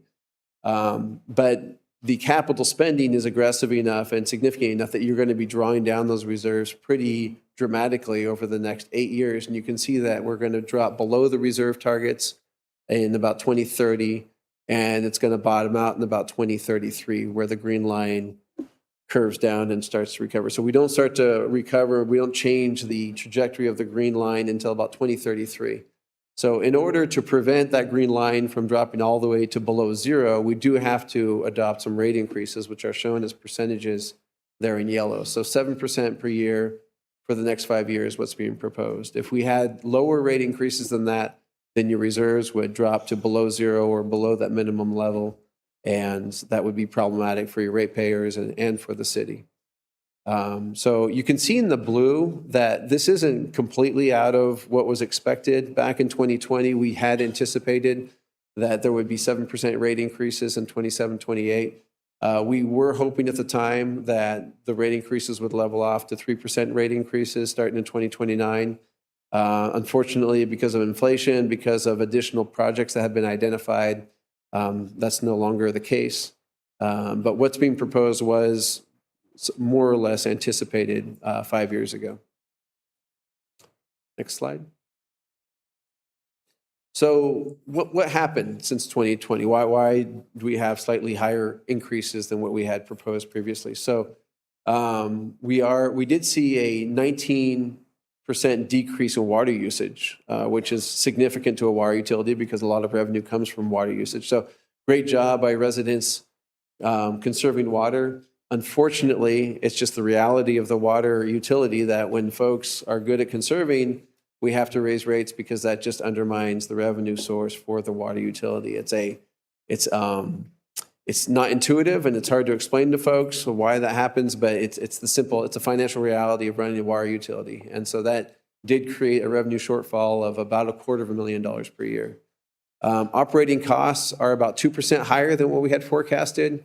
We do try to forecast what inflation is going to look like. We were off by 2%. A lot of those costs came from increases in insurance costs. I'm sure that everyone's familiar with insurance and how those costs have really increased across the board for everyone. Those were not anticipated back in 2020. And there was an additional position that was added to the treatment plant that we didn't anticipate at the time. So that accounts for the 2% increase in the operating costs. And then the total capital spending is $3.5 million higher than what we had projected between 2022 and 2032. So during that 10-year period, the identified projects increased by a total of $3.6 million. Part of that's identifying new projects, and part of that is just inflation and the projects that were identified being more expensive than we had anticipated. Next slide. So what are the rates going to look like? Next slide. So for the first year, the total increase is going to be 7% for revenue, but the actual rates are changing by a different amount because we updated the rate design and the cost of service analysis. And so there's been a shift between the user rates, the usage rates, and the fixed base charges. So you can see the usage rates actually going up by almost 9%. But the base charges are going up by much less than 7%. So if you take the average across all customers, it's going to be 7%, but individual customers will be affected slightly differently depending on how they use their water and the size of their meter because of the fact that we updated the rate design. Next slide. So you can see that play out here. So this shows some examples of different types of customers. I'll take the first row as an example. A single family home with low water use. We'll actually see in year one, they'll see a 5% increase to their bill. But then you can see a high water user for single family will see a 7.4% increase. So different customers will be affected a little bit differently depending on how they use their water and the size of their meter in year one. But then I show year two as that second box, everybody has exactly the same rate increase because there's no change to the rate structure in year two, and that rate structure change only happens in year one. Next slide. So this is just for documentation what the rates will look like over the next 5 years. You can see 7% overall increases, and then the rate schedule shown below. Next slide.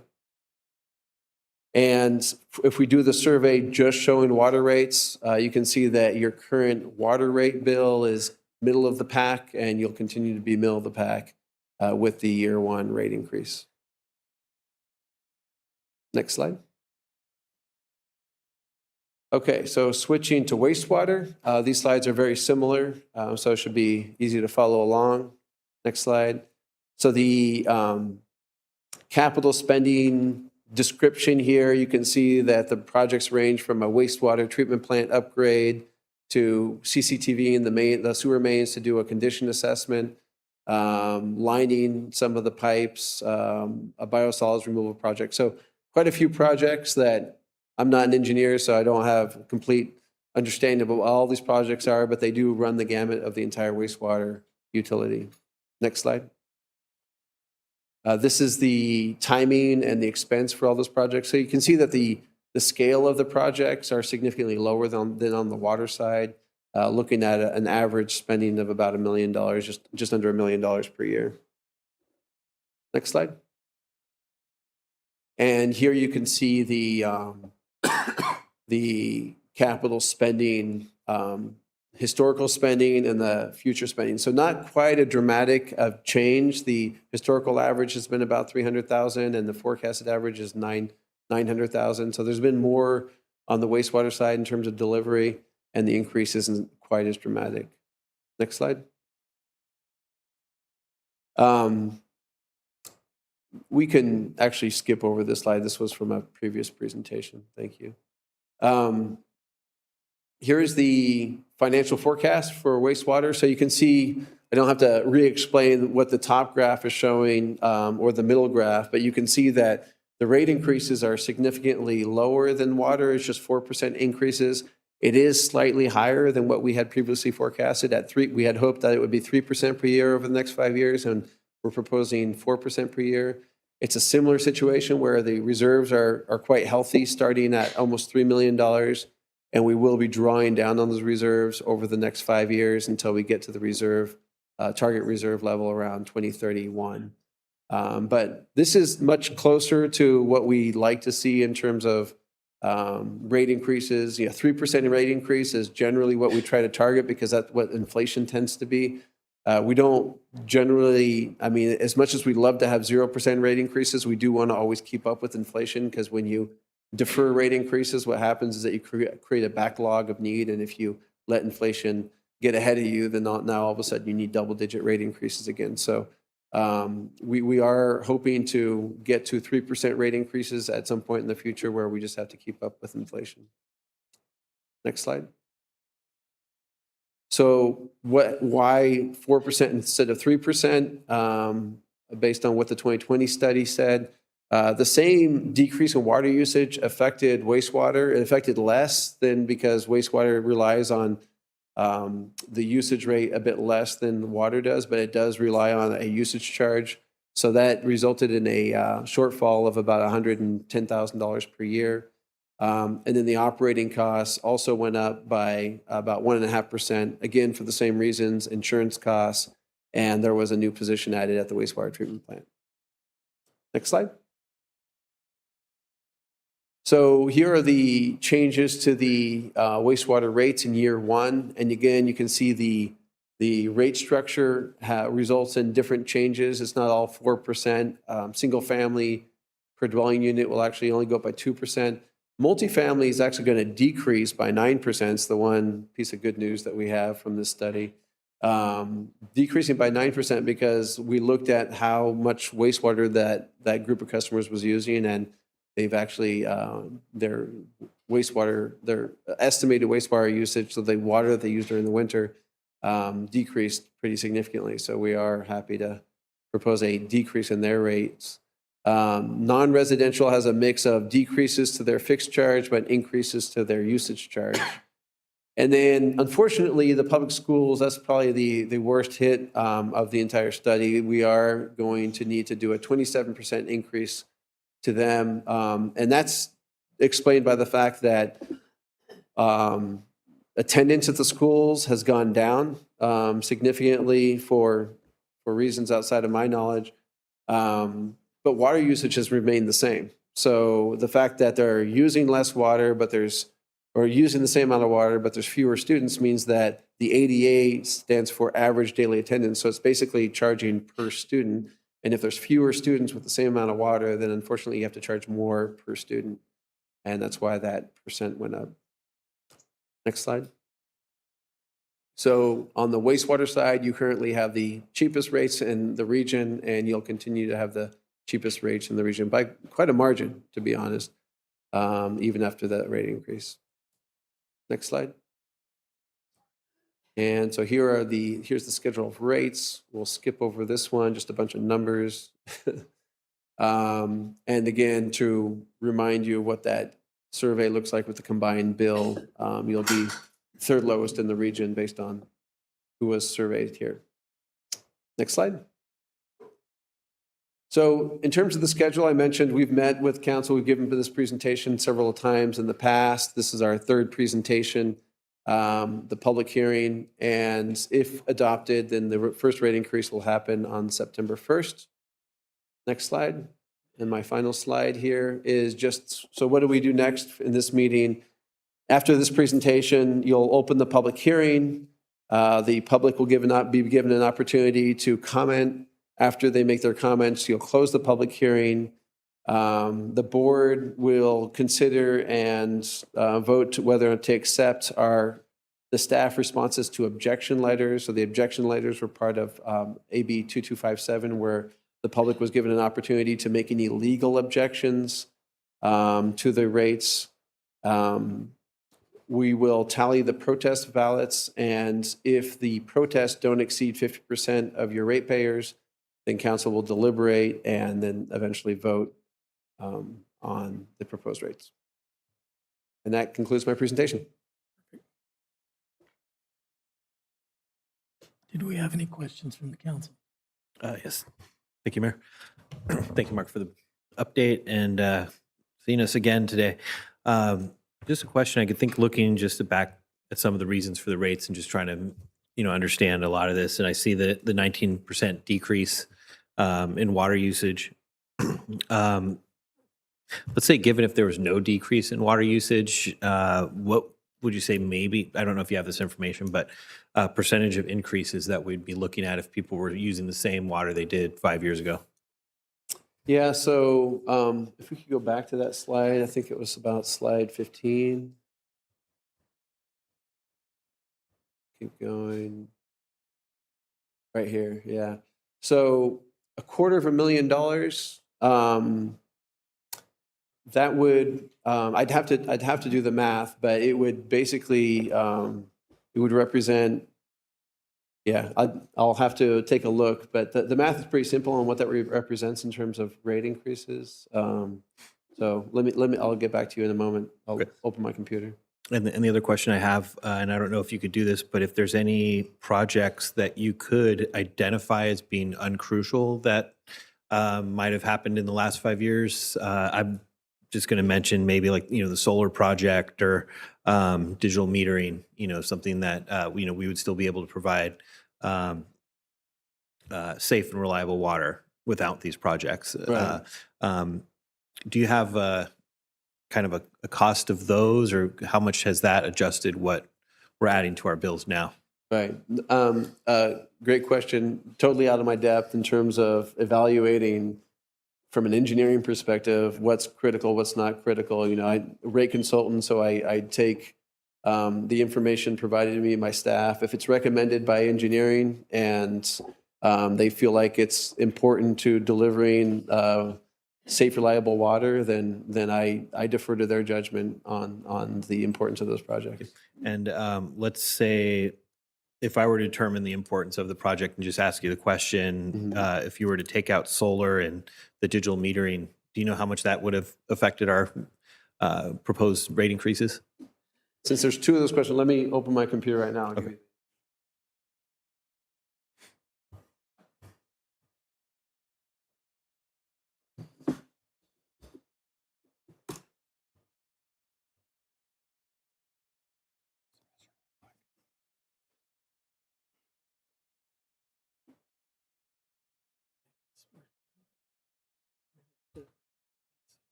While this is opening, do you have any more questions? Can I ask a question of our staff? Just asking if there was any open public requests for PRAs that have not been fulfilled regarding water rates? Mike? Give me a few minutes. I can.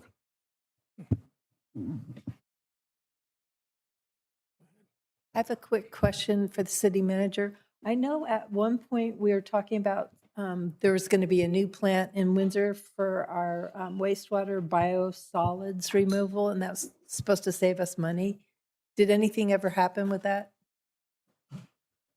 Did you say a new plant for biosolids? Yeah, I thought that in Windsor they were going to build some sort of biosolids place where we could send our biosolids and other cities would be doing the same. Right. Yeah, I remember what you're talking about. Windsor did not pursue that, and so that we're still subject to pretty high costs of biosolid removal.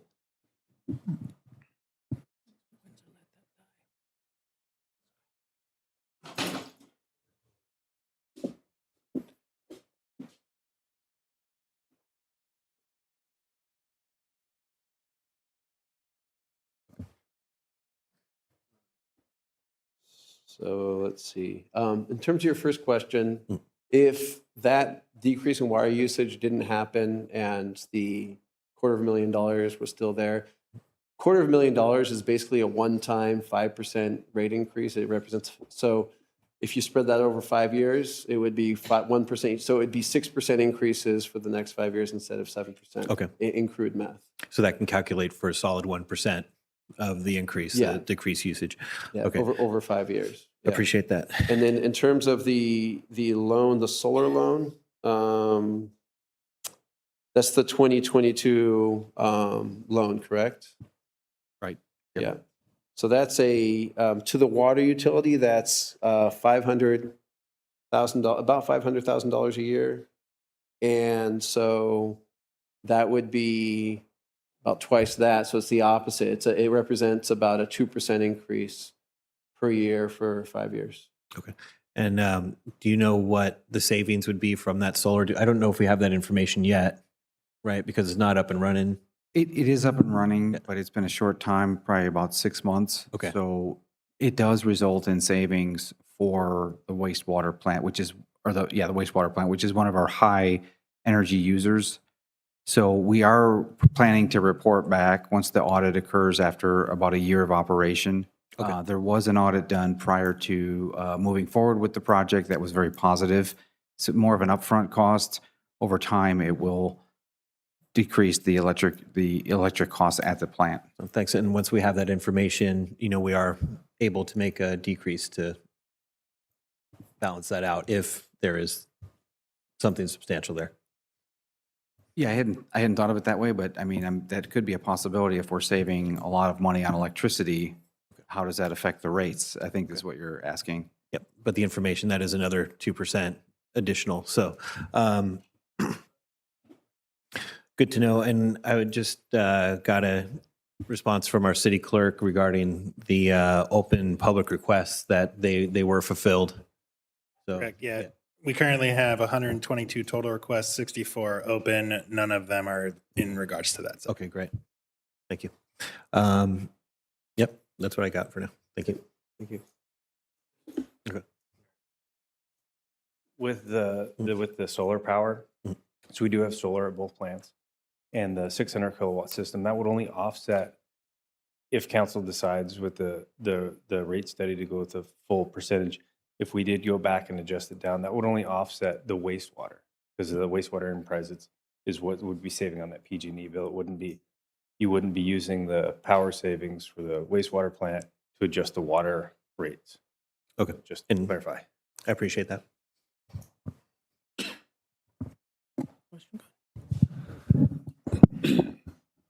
So just so the public is clear, nothing was done for upkeeping the water plant and or the wastewater facilities for, how many years until, basically until I got on council. So the money that's in reserves, I think you said 8 million in reserves for the water. For the water. So that's going to be drawn down as we invest in capital projects moving forward. Correct. And you're saying the rate increases that you're proposing, that percentage of rate increases over the next 5 years keeps with inflation? Is that what you said? No, it about 3 or 4% of it is for inflation, and the rest of it is to adjust for the decrease in water usage and the increase in capital spending. Also for new employees, the additional FTEs. Right, and the FTEs. So generally speaking, the way that a lot of utilities keep rates low, or one strategy for keeping rates low, is deferring capital spending, deferring reinvestment in infrastructure. So you can kind of kick the can down the road to try to keep rates down by not replacing critical assets. And that can last for a certain amount of time until it doesn't work. And then you end up paying a much higher bill trying to catch up with everything that's fallen apart. Cloverdale, as I showed, has relatively low rates in the region. I can't speak with certainty on why those rates are particularly low, but I can see that historically Cloverdale did not spend a tremendous amount on capital. We showed that in the graph, that capital spending was lower than it should have been. And so it is important to raise rates sufficiently that you can spend enough on capital infrastructure that you're reinvesting in it and not letting it, depreciate to the point where it fails. Failing assets or fixing assets that fail are significantly more expensive than fixing assets proactively and replacing them before they fail. All right, I've got a bunch of them, so I'll just take my time and try to get through it. Hopefully, some of them will blend together. This is tough for a community because it's a double-edged sword. You try to conserve, and that costs you more money for conserving. Because the service has to be provided, it has a cost, and if it's not divided up from the water, it's divided up by the person that gets the water supplied to them. First thing, have the new apartments that came online shown any type of increase in water use that could balance out any of these percentages yet? Not yet. Okay. If they do in the future, can we bring this back to adjust if necessary or if possible? So the thought is the more connections, the more it's spread out. Correct. The lower the rate. More customer use, the more water gets used, the more the cost to make the water gets divided. Susie's coming up. So the more. Yeah, Oh, I thank you, just want Susan. to add that if you adopt this tonight and approve it, you are approving the maximum amount that can be increased. We can always go less if it comes back that there's savings and or we've kicked something down the road. We can always decrease. We just can't increase above that level that you're approving tonight. Stay there, Susie. Okay. And thank you. That's the answer I was looking for Okay. for the public. One more with this. Have regulations changed over the past 5 years for water and wastewater? Like you're reporting, I wasn't sure if it was going to be Susie or Derek, but let's talk about what it costs us now more since, say, 2021 when I got here. Offhand, I don't know an exact cost, but it's immense amount of staff time with the engineering department for the totality of the city of 2 people for streets, road, water, wastewater, airport, storm drain, permitting. It does take a lot of time. And then in addition to that, upkeep of the plant and the system is getting more and more stringent, which is more costly to the city. Is that why you have the SCADA system on here? Yeah. Okay. We need some automation. This will probably be you as well. Santa Rosa and Windsor have projects that counter their spending costs, correct? The what? They counteract some of the spending for their customers. Yeah. Like one sends their water to Calpine. Yeah, they get revenue from Calpine. Correct. They also get credits for groundwater recharge that kind of, we don't want to get in the weeds of that, but they do and recycled water Windsor gives for their customers and things like that. And those are some things that we are looking into. Yeah. However, our costs are the same as them within $1, and they're making money off of their water and their wastewater. We don't have that ability, and we're still keeping it as low as the bottom 2. So we're basically tied for last for cost, and we don't have projects to actually make a revenue on. So when we do, it'll actually help you guys out if we can make that happen. Yeah, with especially with water delivery, the cost regionally, the power's the same. Generally, the pay scales are all the same. The products are all the same. So being at the bottom of the list means we're not spending money in certain places, which has historically been the infrastructure, right? So being at the bottom of the list is not great because it's good for the customer. They have lower rates, but we're not able to achieve the funds to put back into the system. And we're having these increases because we've kicked that can down the road for the last 60 years. Yes. From when my dad was here and Phil Can and everybody else I could name, that when I rode around on the tractors as a little kid, I know who was here and what they didn't update. And we're Let's talk about our water tanks a little bit, because we have a water tank on here for the reservoir to rehab, and we're trying to add to that tanks. The engineers had some issues with it. That's why they're not done at this point. However, they're moving forward at a quick pace right now. Yeah, we're now at 60% up from 30. So I would like to see bidding packets done in early 27. And those costs started at how much? $1 million, and now they're at 2.5. Am I right? The original cost, many years ago, was 8 something. Now we're looking at 3.5 million for 2 tanks. So costs have gone up dramatically. Engineering costs are up dramatically.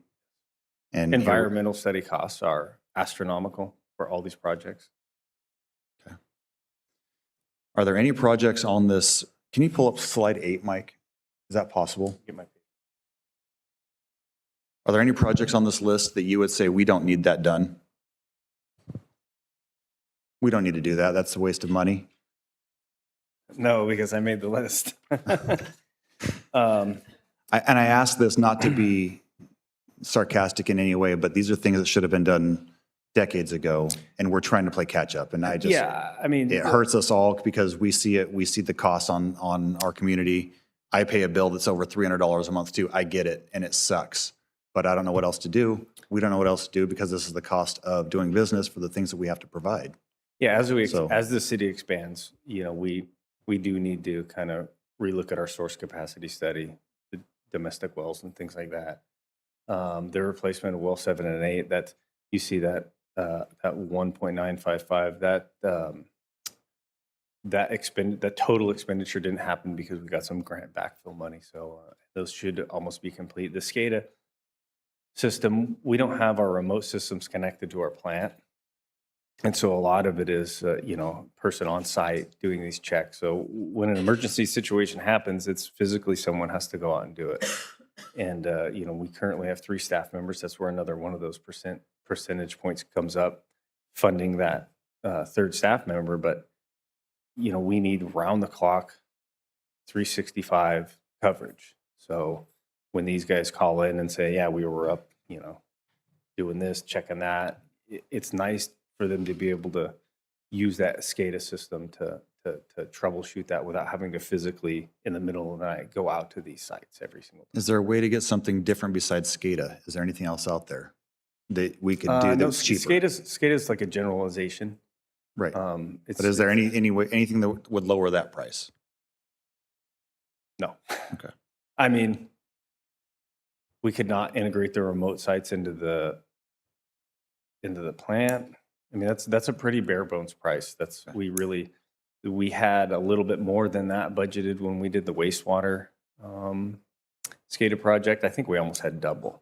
And then we did kind of some value engineering and some in-house, and we were able to bring all that stuff in-house and create our own bid packets and drawings and stuff like that and send it out. And we were able to do that for like $160,000. But the water system is much more complex than the wastewater plant integration was. Can you talk about the water treatment and distribution tanks and reservoirs? Is that all of our actual tanks, or is that the chlorine tank, or where does that fit into this? So the Cherry Creek Reservoir rehab, that 30,000 there, the reason it's so small, it's to finish off during that year some engineering costs that we have. And then when we did the treatment and distribution tanks and reservoirs, we lumped that into kind of a big line item because we're looking at, over the next couple of years, replacing the chlorine contact tank, replacing the tank at Ritter, replacing the Cherry Creek Reservoir with 2 tanks. And then by then we'll be into recoating the Del Webb tanks. And so all these projects are multi-million-dollar projects, and we want to be able to run them back to back. So if we're able to line item them as system tanks, and we're finished with our let's say our chlorine contact tank, and we have money left over in the system tank budget, we're going to roll into the design for the next tank. Then you mentioned 2 tanks at Cherry Creek. Yeah. How old is that tank that exists currently? I want to say 88, but Ritter's 88. I think it's in the 60s, somewhere in the 60s was Cherry Creek. So let's just do a hypothetical, and please humor me. If that tank failed right now, how long would it take you to get it back online with something new and supply those customers? Or how long would the customer be without water if there was a major issue up there with just one tank? We would have to kind of replumb some infrastructure to backfeed some of these customers. There wouldn't be that many people offline, but it would be detrimental to our system because we'd have no ballast in that zone, right? And so then it would be what I like to call axle feed or direct feed the system, which is really hard on the plant. It all depends on what kind of failure. If we're talking a seismic failure, catastrophic, 250,000 gallons. I'm talking a rolling down a hill. 68-year-old tank that's rusted out and it blows a hole in the side. Yeah, exactly. It wash that hill down, it would destroy the site. It would, we've done some modeling on that. It would be very, very hard to recover from that. My last question for you, and thank you for everything. The schools, seeing 27% increase per 100 ADA, that puts their bill at about $6,000 a month. That's terrible for a school, $5,000 to $6,000. Did you take out the cost of the water that's used to water fields and anything like that? Is there any way to separate some of this so this doesn't go into wastewater? I think it's all charged the same. That would be, I'm not sure with the background of the legal background of how the schools are charged. That would be Mark. Trying to find ways to help them as well, because I see you did very well for the multi-units, the lower income areas, things like that, but schools are Yeah, no, I mean, as soon as I saw that, I dug into it deeply right away because I share your concern.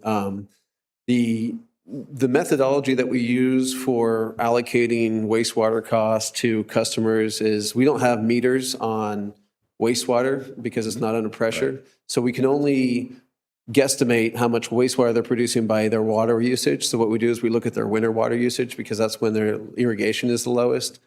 The schools is complicated by the fact that they have some meters that are irrigation only meters, but they have some combined meters that are both indoor and irrigation. And so we dug as deeply as we could to really make sure that we weren't counting irrigation use. There's probably about 14 or 15 meters that we're looking at. And I dug very deeply to really try to parse out what that was.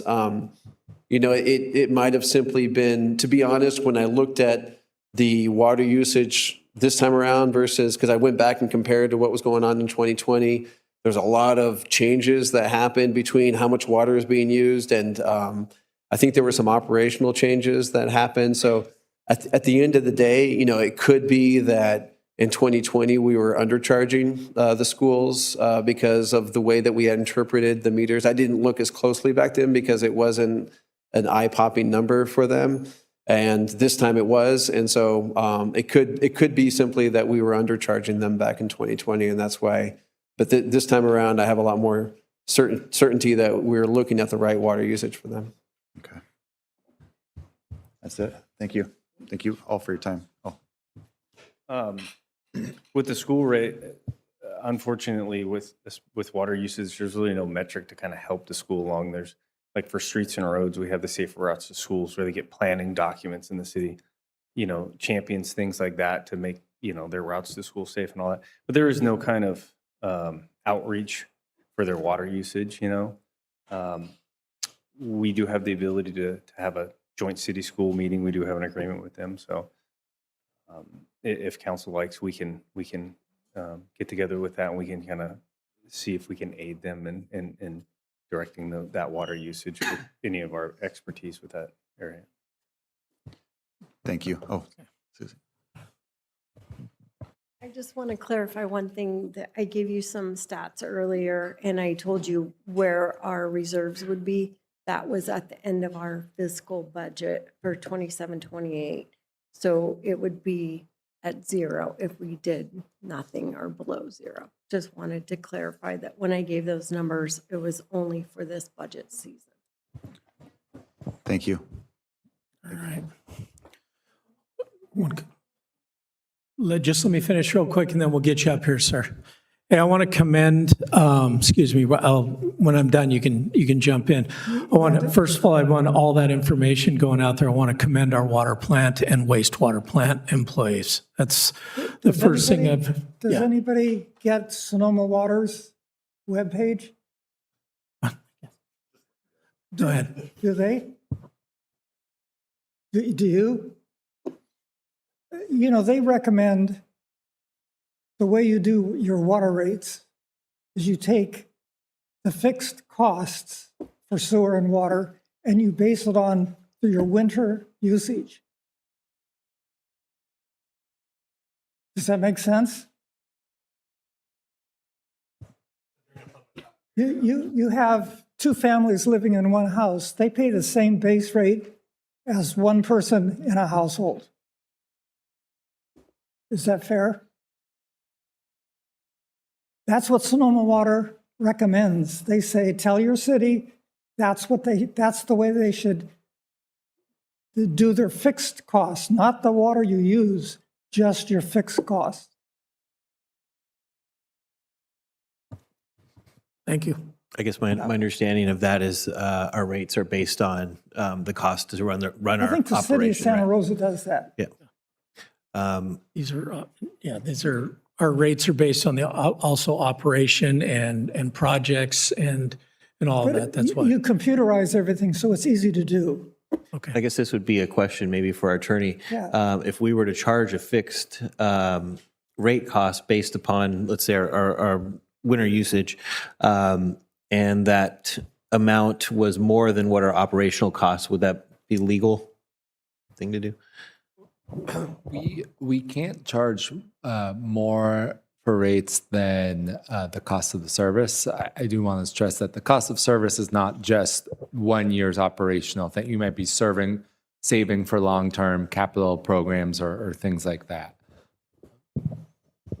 And I guess this is one of those things, like you say, we are allowed to bank some of the money that's made for future projects. And I think maybe what you're suggesting, Ken, is that if we had a fixed rate, that would bring a certain amount of money, and that money could either hopefully be enough, but if it's a little more than what our operational costs, then that's something that we would put towards future projects. You'd have the same income. Exactly. It's just that you might pay more than he pays because you have 10 in your family and he has 1. He pays $1, you pay $10. But you divide that through by your budget. I guess that's a question to amount of money, income.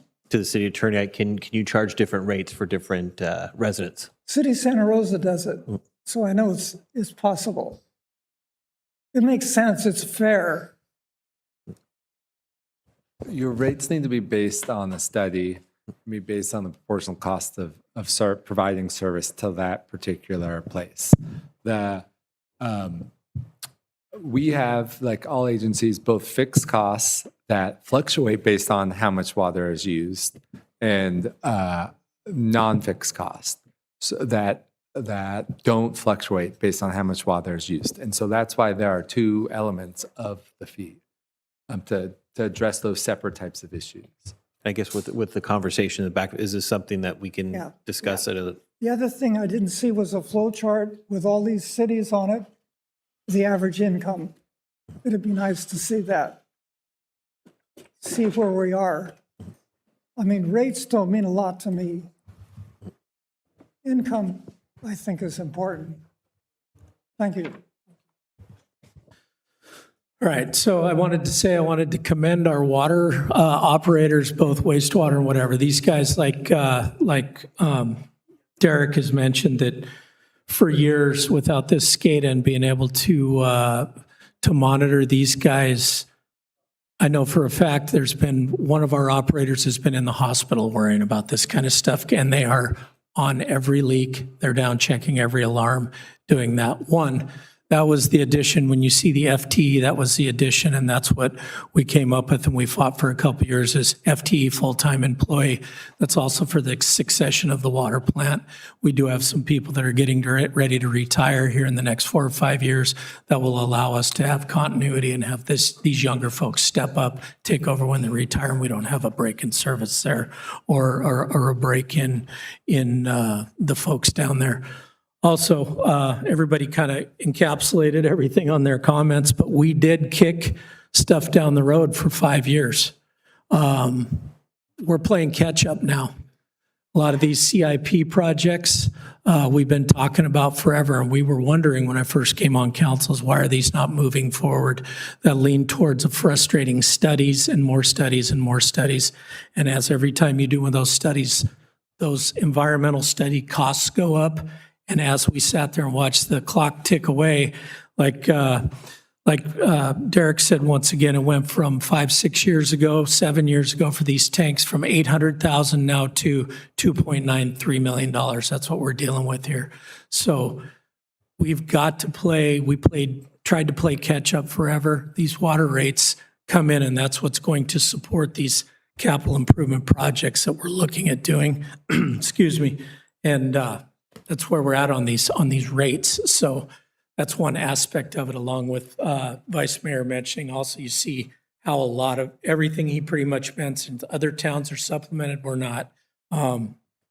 It's just, that's the price of doing business and delivering good, clean water from our plant. Any other comments? Thank you, Mayor. I just had one more question, and this goes back to page 8 for the proposed water enterprise capital projects. This was for item number 9, which is obtaining water allocation for Lake Mendocino. I see a cost per year of $100,000, which is not in the fiscal year 2030 to 2031. I'm just asking, is that the proposed Cloverdale water supply agreement with Sonoma Water? Yeah, that was kind of just a number we put in there. We figured that would be a good ballpark. Okay. We figured we would see that number in perpetuity to have access to those rights. And this is for calculating the maximum rate increase. And of course, it could be slightly more, but it could be zero.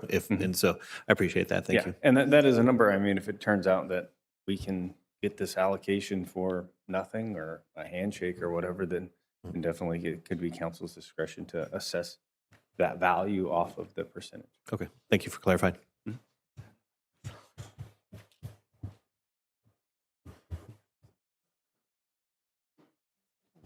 Any other comments from the public on this? Good.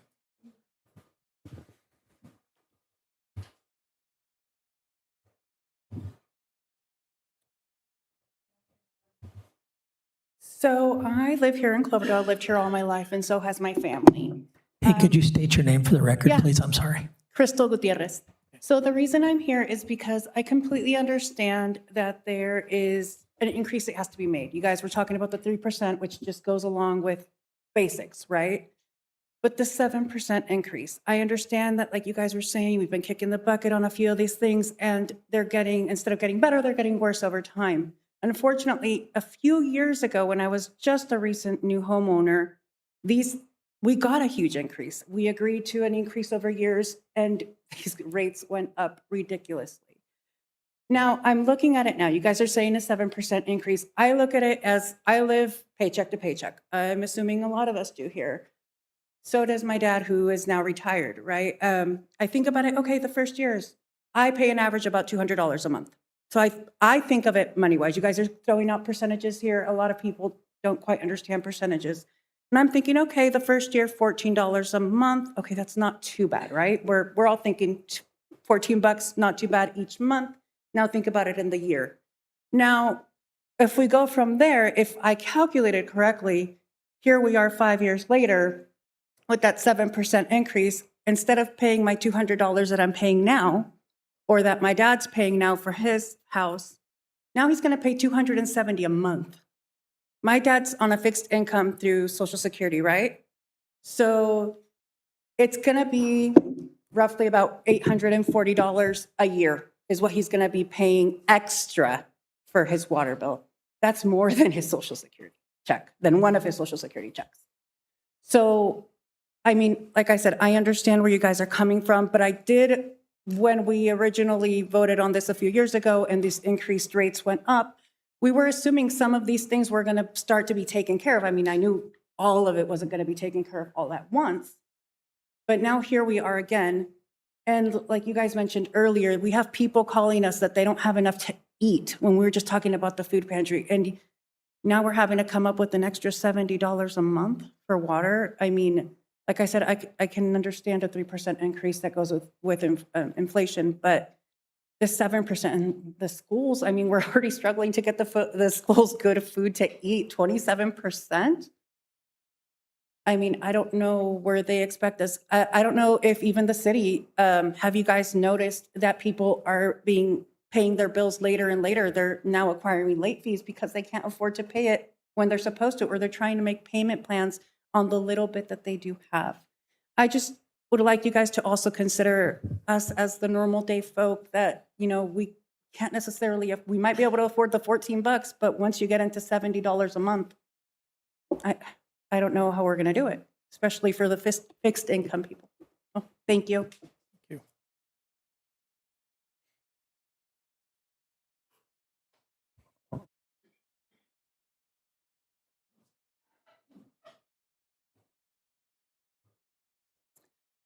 I've brought this up before, but it's about AB 1600, I think it is. And if there's any study, I mean, I'm not an expert, but I'm convinced from what I've read that I believe that you guys are leaving millions of dollars on the table. And I'm curious if maybe, is it Derek? Is that your name?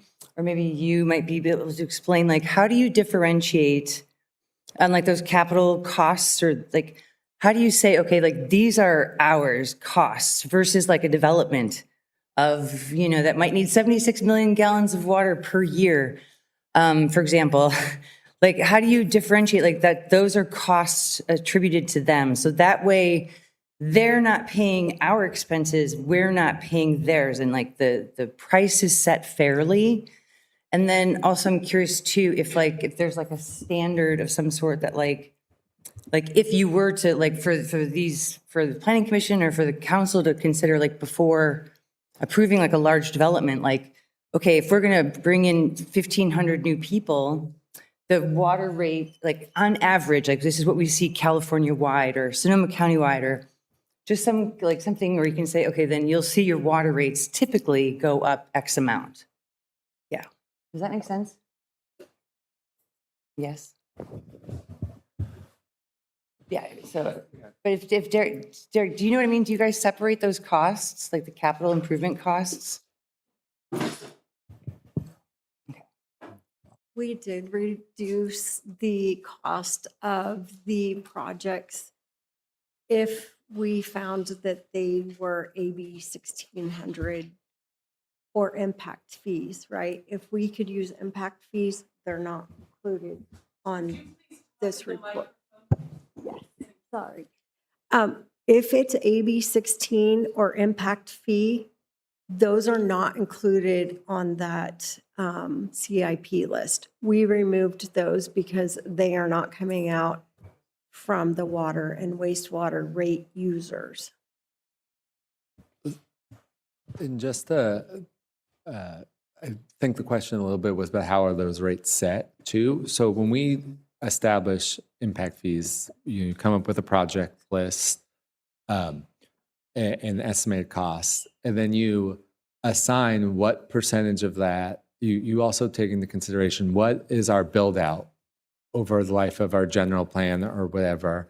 How many new units are we going to have compared to what exists already, and then assign costs to the impact fees study. So replacing a main that is in the exists and is in there, that might be on a list, but that is serving existing development. So like a very small percentage of that would go into a impact fee study. It wouldn't be eligible because it's not that necessary to serve that project. There may be things where you assess, hey, a lot of this is attributable to not a particular development project, but to new development. It might be a greater percentage of that. And then you spread that out over all of the anticipated new development. So not one development project. If one development project is 300 units and you anticipate, 800 new units, like you would only charge them X amount based on the impact fees. And one last question to finish. More units, more water users, is that going to raise someone's price or is it going to lower? It generally decreases because the fixed costs remain the same. And you're spreading those out over more people and more users. Yeah, just like Alex said, the increase in users is going to definitely create more revenue for us, for sure. When we go to do the CIP, like Susie said, we take some of these impact fee projects. They're not really looked at in the same manner as the CIP project. A lot of these are historic system projects that account for major maintenance items. And when we do look at developments, especially large developments, we condition them to any impacts they have on our system. They're paying for. Like if they need a water main to their development and the water main's 2 miles away, the response they get from me is that that's a you problem, not a me problem. You're going to get it there with your funds. And that's kind of how the development works. We don't say there might be someone building a building here. We should spend the current money to plan for the future for a private development. We're fixing the system components that are in the system currently right now. So if that clears it up. Before we do another comment, Mayor Whaler, do you mind formally closing the public hearing for the record? If you don't have any more commenters. No worries. We're going into a back and forth and asking council questions. I just, for the record, need to have a formal opening and closing. Thank you. Good evening. My name is David Fowler, and I'm a resident of Cloverdale. First, let me just say that I get what you're all talking about. I grew up, my father was the chief engineer of the Santa Clara Valley Water District. It was dinner table talk all through my childhood. I've been working in water my entire professional career. I work for the state of California now. So government, water, I get it. However, earlier with the food pantry, we heard about how people are hurting, how people are being squeezed and continually squeezed. And, what we see is, proposed increases of 7% after, 4 years of 12% increases. And, I really wish that I had gotten 12% raises for the last 4 years, and then I could be guaranteed 7% raises for the next 5 years. That would be great. That's not going to happen. I put together a quick graph. I know you can't read it, but what this is, the blue line is what the rates would be over the last 10 years adjusted for inflation. The red line is the actual rate. You can see the red line is increasing much, much steeper, and that's what people see. And the orange line is the proposed rates, and that climbs even more. And, that's what people see. That's what people feel. Also, I saw the graphic showing that, Cloverdale has the lowest wastewater rates, lower than Rohnert Park. Well, I used to live in Rohnert Park, and I actually checked the rates that I would be paying right now if I were still living in Rohnert Park this month. And because the residential rates are a flat rate, not a rate, not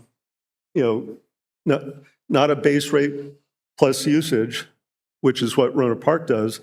Actually, if I were paying the Rohnert Park fees, I would be paying 40% less than I do now.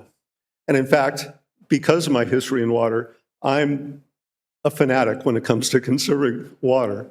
And because of that, and because of the high base rate for the water delivery and the flat rate for the wastewater, I'm paying 42 cents per gallon.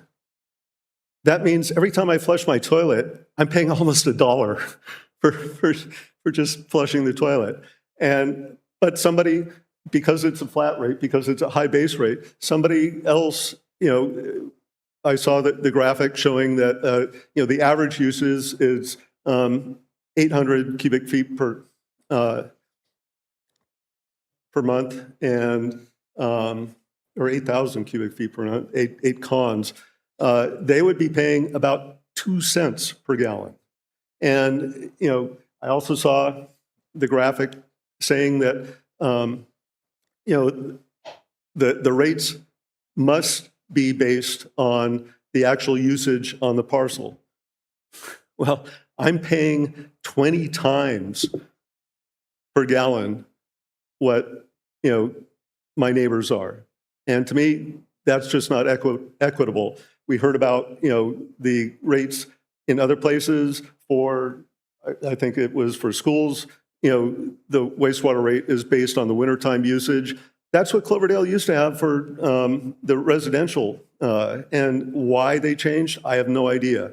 I'd like to see it go back to that so that it would be more equitable, so that people that conserve water are not being punished, and people that, waste water, if I were in marketing, it would be such a great slogan, waste more, pay less. And that's the way it is right now. So, and I get the costs, and I don't mind supporting the costs, but the structure right now, I think is inequitable. Thank you.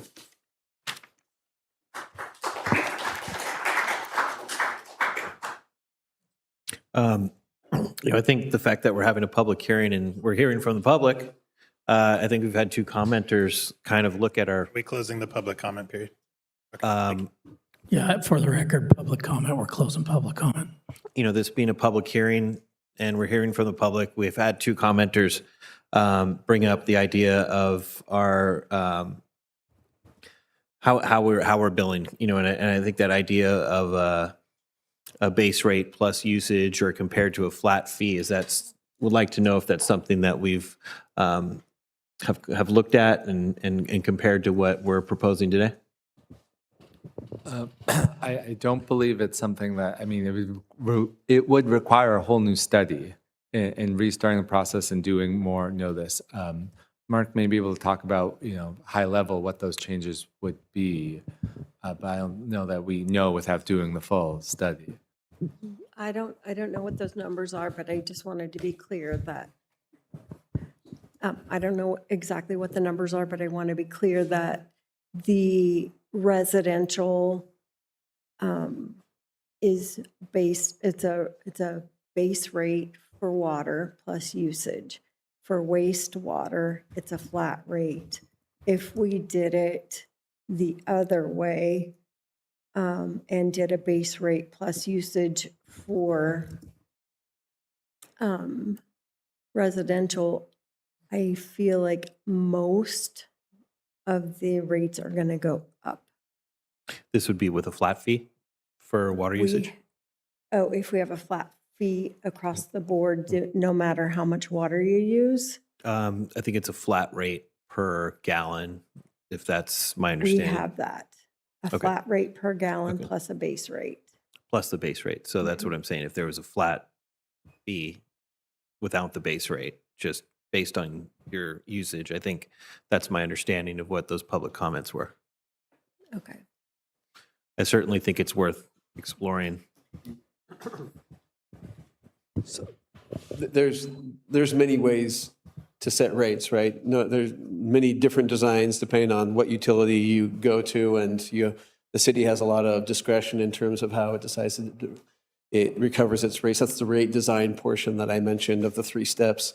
Going to 100% variable, which is what you're describing, that everybody pays the same rate per gallon and there's no fixed charge, would be financial folly for the city, because your revenues would be incredibly volatile. Every time there was a drought, every time that, your revenues would be jumping all over the place. And it's the exact opposite direction that the entire industry has been going in. Historically, it's been about 30% fixed, 70% variable in terms of revenue balance.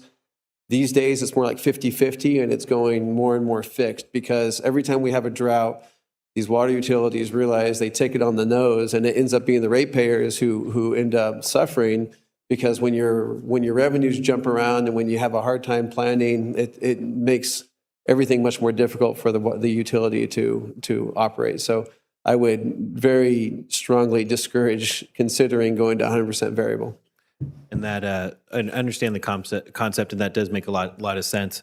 The question I have is maybe is there another sort of rate structure that we can look at that would maybe create some more equity than what's currently happening?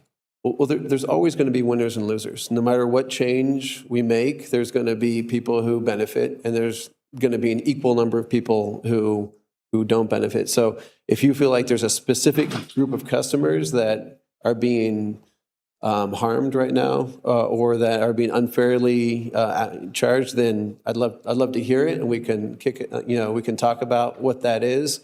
But I haven't heard any evidence of anyone. And the rate structure that you guys have is very typical for the industry. There's nothing unusual or that I feel is putting an unfair burden on any individual group of customers. We're trying to strike a balance where everybody's being treated fairly. Okay, I appreciate it. I'm just hoping that the public hearing is still open. We've closed the public comment on that. I'm sorry. We're trying to make a decision here. Well, I think my comment is If I could request that we open this, I guess I didn't mean to Yeah. say that it should go to 100%. And I apologize. I think this hearing's been just kind of run very chaotically, and it's very hard for the public to understand what the rules are, if there was any back and forth that was going on. It's very chaotic, so I apologize if that's the ruling of our presiding officer. Yeah. Oh, sorry, sir. Public comment is closed.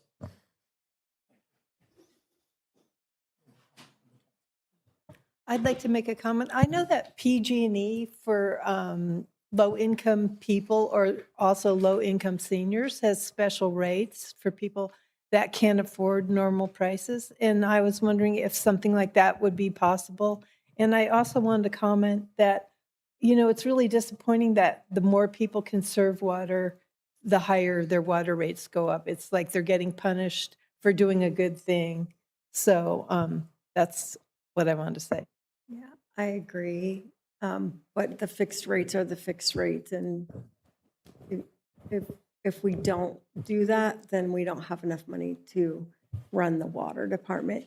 The other thing that you mentioned was like Lifeline or something like that, or CARE, that we can do that. It has to come out of the general fund. The water department cannot subsidize other water users.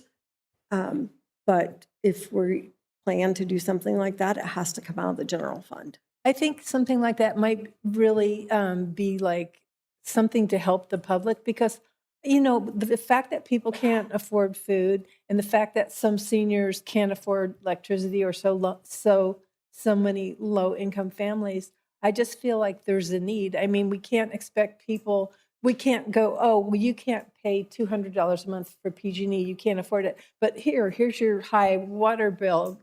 I just don't think it's fair. I think we should be able to do that with water if we can do that with electricity.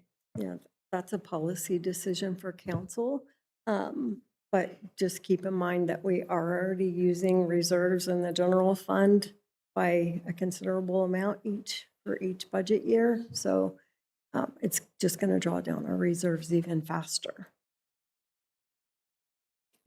Any other comments from council?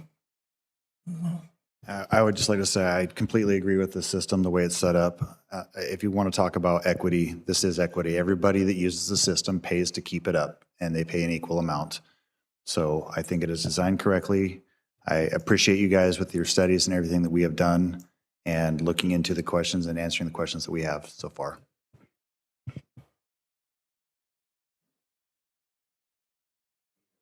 Yeah, so before we move forward, two things. First, I just want to note for the record, we received 16 written protests. That is not a majority protest. We're treating them all as valid. That is not a majority protest. So the council can now, if it wants, move forward with the rest. We received a written objection that staff provided a response to that's in the record. if you care to discuss it or act on that. If not, it's incorporated into your resolution that you are not changing any rates in response to that objection. But certainly, if council feels they want to, we could take action in that direction.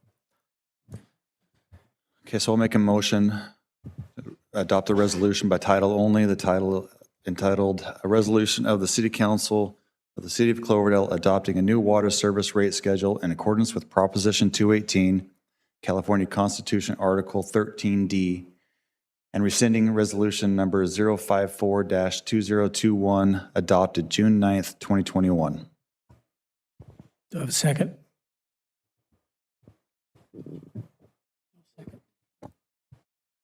Clarification on that, Council. I think he said 054. There are Two? There are two resolutions, and I believe he was just making. Okay, I'm on the first.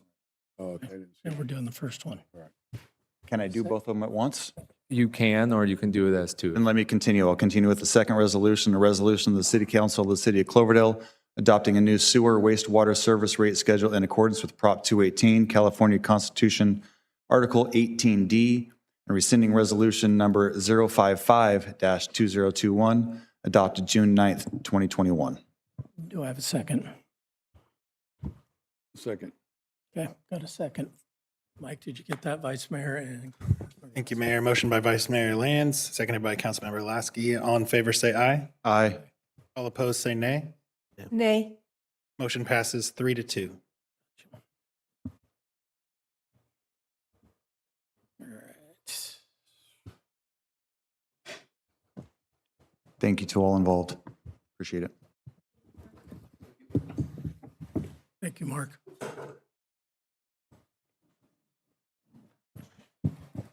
All right, let's move into item H, new business, receive report on code enforcement services.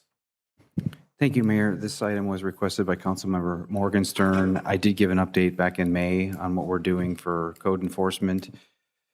Just to follow up on a little bit what was said in May, we did participate with Cotati in an RFP for code enforcement services, along with Windsor, Sonoma, Cotati, and us. Our involvement is up to $20,000 only as needed, time and materials for really difficult cases. So that's been done. And that company is called Urban 37. So we did participate in interviewing them. And so that's been completed. Also, our OpenGov system is up and running so that if someone filing a code enforcement complaint will go through our portal, which alerts fire, building, planning, and police. So the nature of the complaint would be addressed at that point. We did mention that we're thinking about creating a senior planner position. We still are doing that. Currently, the associate planner is doing code enforcement. It's not in his job description. The delay on that one is really we're in the negotiation trying to establish the salary and the job description along with all the other negotiations that you've been participating in. That's end of the report. You wanted to bring up something? Well, so are you saying that we are going to do like a joint thing with other cities or we're not, or we haven't decided yet, or what's going on?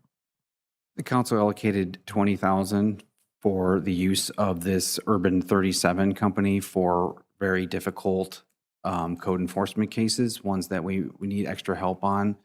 It's not intended to have a active code enforcement, someone who comes into town every week, someone who's looking for things. We would use them when we contact them over cases that we need help with. Would that be complaint driven off of the online complaints? It could be. If we can't handle it internally and it's a difficult case, that was the whole point of this. We haven't signed anything with them, but if we do elect to use them, there's money in the budget. We would do our agreement with them and they would help us with certain cases. Yes, I'd like to say right now our code enforcement department is really not adequate. I recently had a horrible, miserable experience with them reporting a bed bug situation at Kings Valley Senior Apartments. And you know, first I was told that it wasn't the city's jurisdiction, the county, then you guys directed me to the county kept directing me back to the city. That was like a waste of time. Then I had to really push it that it was the city's jurisdiction. Then my file was closed when it shouldn't have been closed. I mean, I don't want special treatment being on the council, but I don't want subpar treatment either. And I felt like the two of you gave me subpar treatment. And then when I tried to open back up the case, you didn't even want to hear about it. You had this county finally come do an inspection because we have nobody at the city that could. And they spent all of 4 to 5 minutes in my apartment, and they didn't even bring back the evidence to their superior. And then you guys just closed the case on that. While there's multiple units up at Kings Valley Senior Apartments suffering from bed bugs. This has been going on since at least May, and the infestation still hasn't gone away. So I just know from my own experience that our code enforcement really is like almost nothing, or maybe even more negative than nothing. And we have plenty of trailers out on the streets. We have all these ordinances that trailers aren't supposed to park on the streets, but nobody does anything about anything. I mean, I really wish Kevin would drive around for 5 minutes once a week and just check things out or something, because who's ever supposed to be doing code enforcement is nothing's going on. So like, if we don't improve our code enforcement department, it's really detrimental to our city and to our citizens and to the elders up at Kings Valley. So the way it is now, it's just a mess and it's chaotic, and something really needs to change. It's not acceptable to the voters and the residents of our city, what's going on now. When we have reports of bed bugs, we don't have anyone on staff who's qualified to make the determination if there's an actual infestation. So we reached out to the county, and they came up and did the inspection, and the conclusion was there was no bed bugs. I don't know if that is true or not. The person who did the inspection was qualified according to the county health department. Well, then they changed their whole stance when her superior heard about more evidence. And the thing is, when I tried to get our jurisdiction that was supposed to handle it, you guys kept saying, no, it's not our jurisdiction. I finally had to get Alex Mogg to admit that nobody was licensed in our city to do it. But why didn't somebody tell me that in the first place? The communication coming from the two of you was horrible. And you know, the fact that there's still a bed bug infestation going on and the county didn't do what they should have done, and that neither of you have gotten back to let the county know that. So just to take a moment, we're getting a little off topic, but with a general discussion, the health and safety code requires that we respond to complaints of substandard housing conditions. What is defined as a substandard housing condition is one of them is infestation of insect, vermin, or rodents as determined by a health officer, or if an agreement does not exist within the agency that has a health officer, the infestation can be determined by a code enforcement officer upon successful completion of a course of study in the appropriate subject matter. We don't have someone, code enforcement officer, who is trained with bed bugs. So we reached out to the health officer to do an inspection. They conducted an inspection and determined there were no bed bugs. That is what we relied on. I had bed bugs in jars, Alex. So for you to go on and on about I don't know what. I had evidence, and they didn't even bring it back. Then I recommend that you direct that to the county who did that. We are not experts. You hired the county to come out. We did not. The county health department is the health department. I'd also just like to say, for the record, you contacted me on July 8th about this. Wednesday, July 8th. We reached out to the county to see if they could happen. On July 9th, the next day. The county responded on July 10th that they could assist with the inspection. On Monday, the city and county scheduled a joint inspection for Tuesday. The inspection occurred on that date, for Tuesday, the next day. That wasn't even an inspection. That was a joke. I suggest you direct that to the county. We don't. You know what? You were the ones that had the county come out, so why don't you direct? Point of order through the mayor. We're way off topic and we're making this a personal accusation. This is an item that is on here to request an update on code enforcement services. And in our own background summary, it says the city does not have dedicated code enforcement staff or consultants. So we are way off topic with what we were doing. We're trying to make this a personal attack or a vendetta because of unsatisfactory, excuse me, it is my turn to talk. I'm still under the point of order. It is absolutely wrong the way this is going. It needs to be brought back under control. Mr. Mayor, please get control of this and get us back on topic. Let's get back to the discussion of code enforcement. My So point is, we don't have a code enforcement department, and they're not helping the people of Cloverdale, and that's important. Right, and the agenda item has us as partnering with and allocating 20,000 and doing an RFP to partner But with that's us to have a for code something enforcement. else. If in the future somebody has a problem with bed bugs, what are we going to do about it to make sure they get help? Because this is August 26th, and the people up at Kings Valley, multiple apartments, still have bed bugs. We are failing people. So what we need to do is call the county back and say, can we get your inspectors back up here? Because that's No, our qualified We need individuals. some sort of inspector that knows what they're doing, that doesn't spend 4 to 5 minutes. I sent them an email that listed all the different things that an inspector could do. The inspector from the county came to my apartment, admitted she knew very little about bed bugs, along with their building Did we inspector. get That the, was Talk not about a- this within the scope of the agenda item. If the council wants to allocate a position, to create a position, a full-time code enforcement position, that's certainly something that's up to the council. It's certainly something the council no, are would we, do. are we looking at making senior Hey, your mic's off. to have our senior planner, is he willing to do that? Is that what you're requesting? Well, he does it, but we are complaint driven. We're not out driving. We did have a consultant, you may recall, for 1.5 years. I think it was 50,000. Part of his tasks were to respond to complaints. They weren't out seeking and looking for complaint or for code enforcement violations. I mean, if it's the council's direction, we could perhaps expand this current scope we have with this group in Cotati for regular inspections, or it's always been complaint driven. It doesn't have to be complaint driven. We could have somebody driving around looking. That's an option. It'd be more expensive, obviously, but I mean, whatever direction you'd like to pursue, we can do that. Can I add a comment? There, thank you. And so appreciate the background there from City Manager Thompson.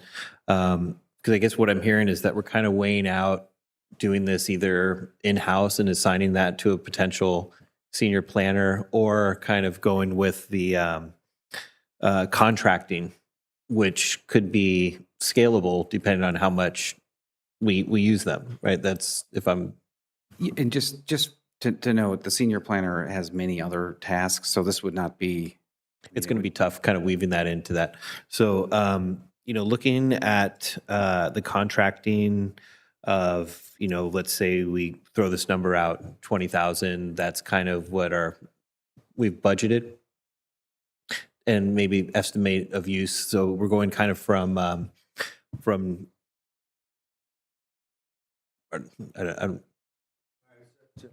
Excuse me, sorry, I was just asking the city manager, when we had the consultant, how much was that per year, just to find? Okay, because that's, I think like having some code enforcement would be great. And, some of my concerns are just on how that's being used. So one of my concerns is sort of this complaint-driven model is that then you get sort of, retaliation, or some there could be, the neighbor knows that somebody's complaining, and then now that causes other problems. If there's kind of this general code enforcement thing that might cost more money, then, that might alleviate some of that retaliation. So it's just, I'm really trying to think about the end result on how we use this. Well, that's a very valid point. I would say we don't, if someone does a PRA for a complaint like that, we would redact the complainant's name. Doesn't mean they might not suspect it was their neighbor or something. The value of a complaint-based system is that, there may be, two situations that, someone that has discarded furniture in their front yard. and one set of neighbors may not care about it. And so it's not like the council may view that's not a good use of reason. If everyone over there that has to deal with that's happy with it, why should we go out and deal with that? Exactly. Whereas if we're just going around, everyone who's in the same circumstances is going to get the same enforcement. And that's where, just kind of thinking out loud here, but those are two things I weigh out. And I understand, I think the complaint-driven system does going to cut down on costs considerably than hiring a person that's going to go around and enforce things. So I think that also, I like people to have a little freedom too. The thoughts, and I guess, let's say a real use case here, of what's being discussed on this dais. If we were to have the contracted code enforcement, could that be something that would handle a situation like what's happening in Kings Valley? Let's see if I can answer this. My understanding in talking to the county is that, as Alex mentioned, if we know that there's an infestation, our obligation, and this is from the county, is to inspect that, make a determination, and provide a letter to the resident that can be used with their landlord to rectify the problem. And so, we could specify in an RFP that we want those types of services. So that could be something that, if let's say if I hear about a situation going on and this is reported to this code enforcement contractor, I guess we'd call them, they can take, that would be suitable to handle something to make sure that the residents are taken care of. And, I guess that's, if we have this person, maybe the residents aren't just getting passed around from one to another, that this problem would actually, potential would get solved. Would say is that they, it depends on the provider. They may or may not be trained in this, and there's other similar things where you need to have training in it. So mold and things like that. So if you're working in a larger if we were to hire a larger company, they may have, various people within there who are qualified to train. Presumably that's more expensive. I think the last time we had a inspector, I don't believe he was, and Kevin let me know it was about $50,000 a year on that. I don't think he had special training to do, bed bugs or mold or things. So that's one of the negatives of kind of having somebody in-house. If we do contract, they might have a team of people that can specialize in what the complaint is. That sounds pretty good to me. The other question is, Cotati, Windsor, and Sonoma, is there anybody coordinating that RFP? Is there an option that we bring in more cities and kind of There is. expand that? Cotati organized it. It went out. It's been received, and the interview panel selected a certain company, but our involvement was minimal. If the direction is I can reach out to that company, we can see if it's something that might work good in this town and sign them for a larger contract. I know in Windsor, in the other cities, they're more active. Ours was really just a placeholder sort of for the. And Cotati, it sounds like Cotati spearheaded this, and we They sort did. of responded to their call. That sounds good. So I think I can trust that they did some pretty good diligence on contacting other cities and getting people involved. I would support this here.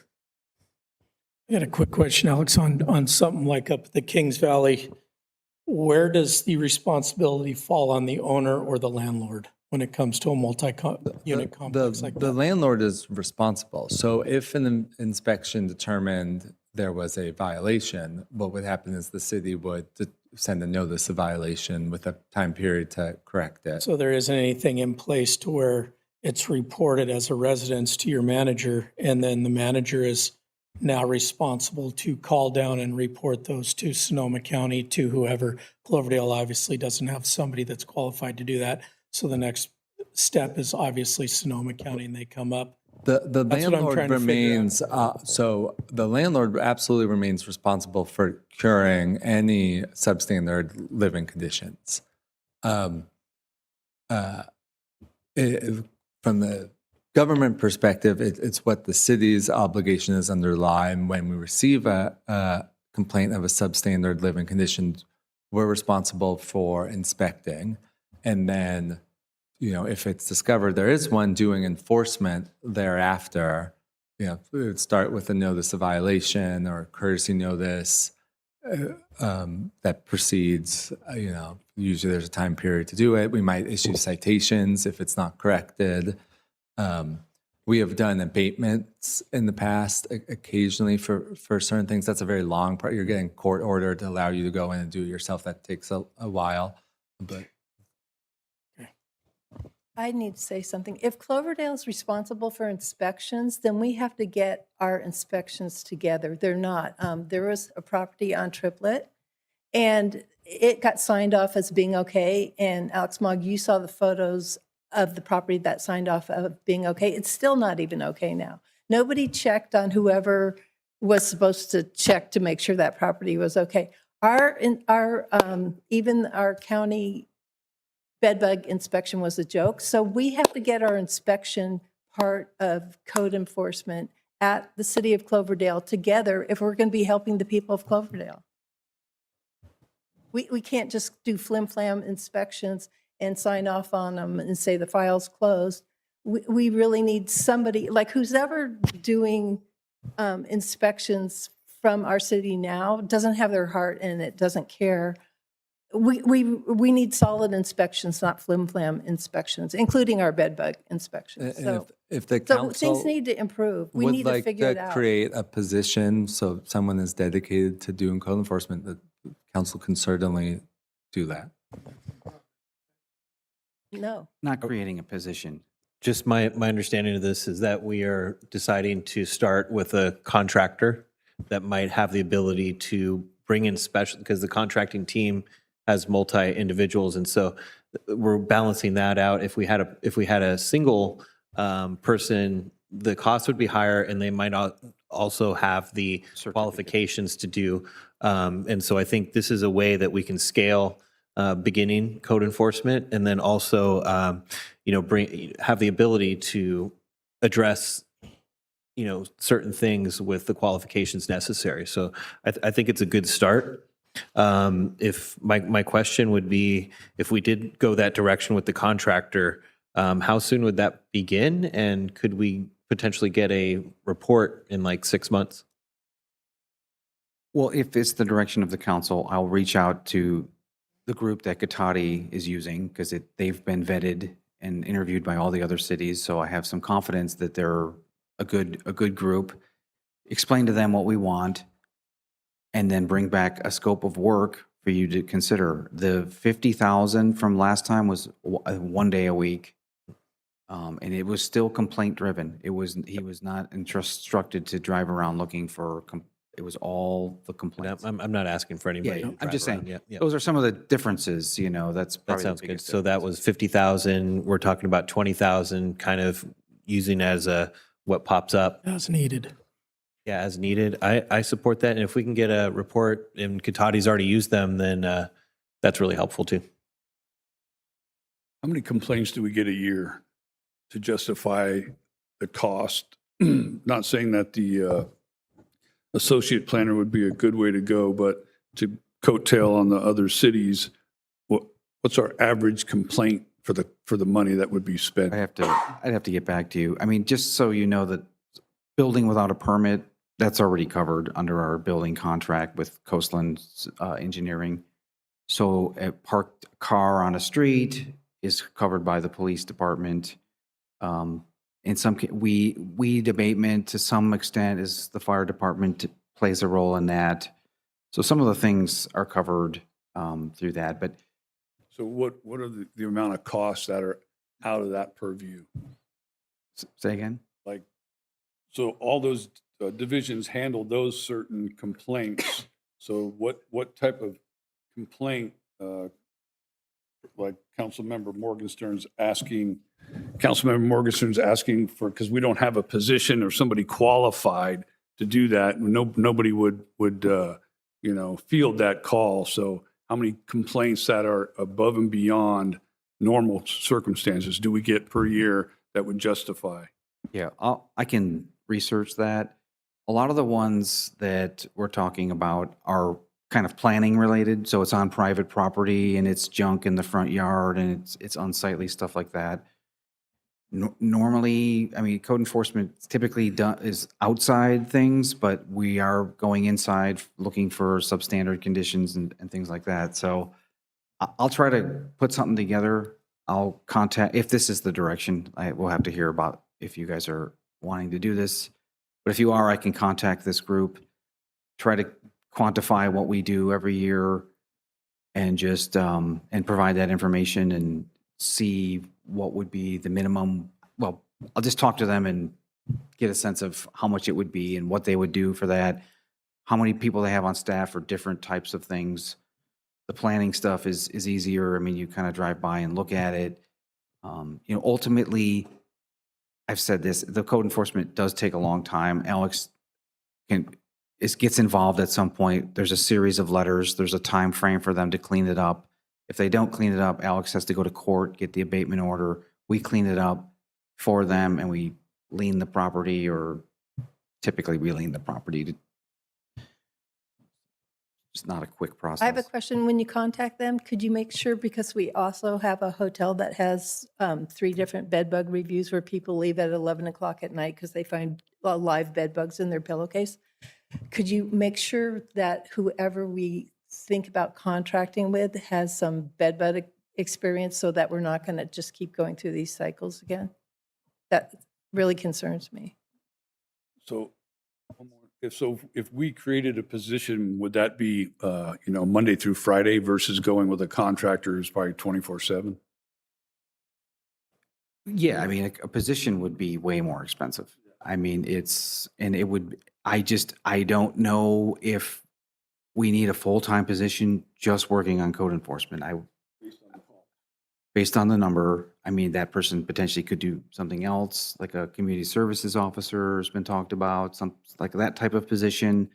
But I would recommend that if we want to pursue some kind of code enforcement, that I reach out to this group, make sure that they have bed bugs experience, mold experience, plus all the outside stuff, the planning and the garbage in the yard and those kinds of things.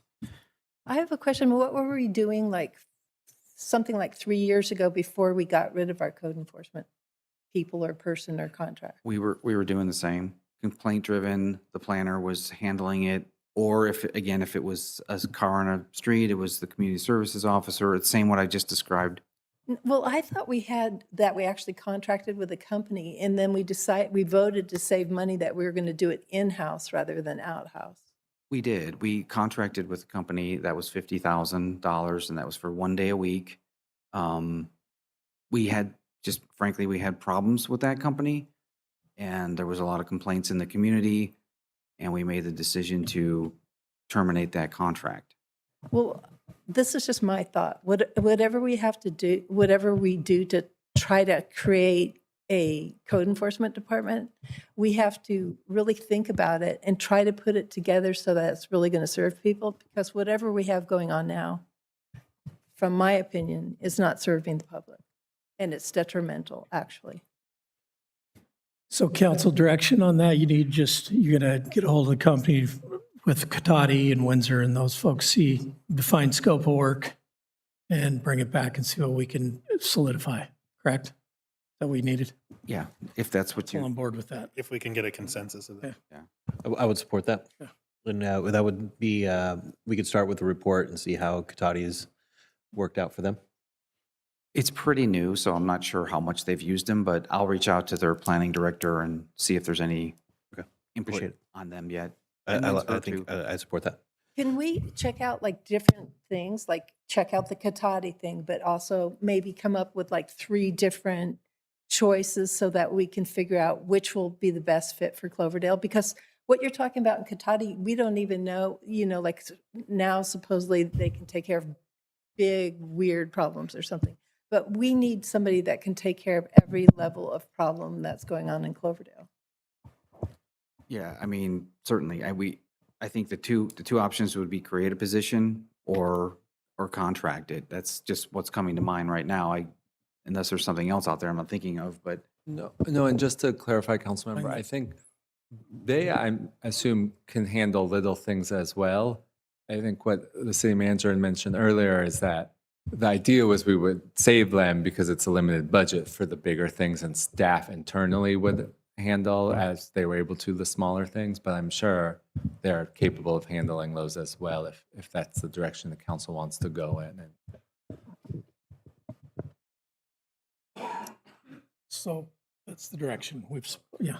Do we have any public comment on this? Seeing none. All right. So you got the direction, Kevin. We're supporting getting hold of it. Well, I'm hoping we can get like 3 choices or something so that, we can see what's the best fit. Like So- not just one company, find out about maybe a couple. Is the council on board with that as well? Then we're putting it out for bid, correct? We've Well, already- is that the request for us to do an RFP to get responses from multiple places? I just think we should have some choices in case we go, oh, well, the Katati one isn't a good fit. They don't have this quality, where we can actually have some choices. I mean, I can reach out to Katati and see who responded to their RFP Right.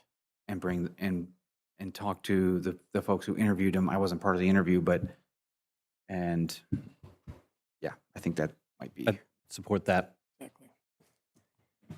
There we go. I believe that Katati's been probably pretty diligent Yes. with their search, and I think that's a good route because I'm sure they've had to come to that conclusion. So Who knows? Item I, Councilmember reports. thank you, Mayor. Council member report. Thursday, August 13th, in the morning, I attended Los Cienes Charla in Roanoke Park. There was a presentation from City Manager Marcela Piedra. She gave a presentation on their downtown plaza plans. It was, I think, really good to see the city manager communicate this idea that's been going on in Roanoke Park to create their downtown plaza, and just really like the way that she communicates to the public. On Thursday, August 13th, in the evening, we had our mayors and council members dinner in Roanoke Park. Friday, August 14th, volunteered at the Cloverdale Food Pantry. Monday, August 17th, I attended the Healdsburg City Council meeting. There I was able to communicate with the council about them proposing a comment for the proposed Alexander Valley Water District, and also appointing one of their council members to engage in regional water resiliency efforts. The council authorized their city manager, Jeff Kay, to assemble a comment for the September 2nd LAFCO hearing for the proposed Alexander Valley Water District's appeal. All the council members were encouraged to engage and attend meetings as individuals, and they will consider creating a position in December when they can create a staff report and sort of have some definitions on what that is. So I can give a little more about that on my Friday, August 1st item. Tuesday, August 18th, I chaired the infrastructure subcommittee. 2 items that were of note was our water infrastructure projects list. We decided to create 2 lists. We do have one list on which consists of our CIP, capital improvement projects. And I think what we would do is create a second list that would be our wish list, and that's something that we can shop around for potential funding opportunities. The other item of note was the discussion on our Ferber Park community garden. There will be a gathering October 1st for interested individuals, and we have a potential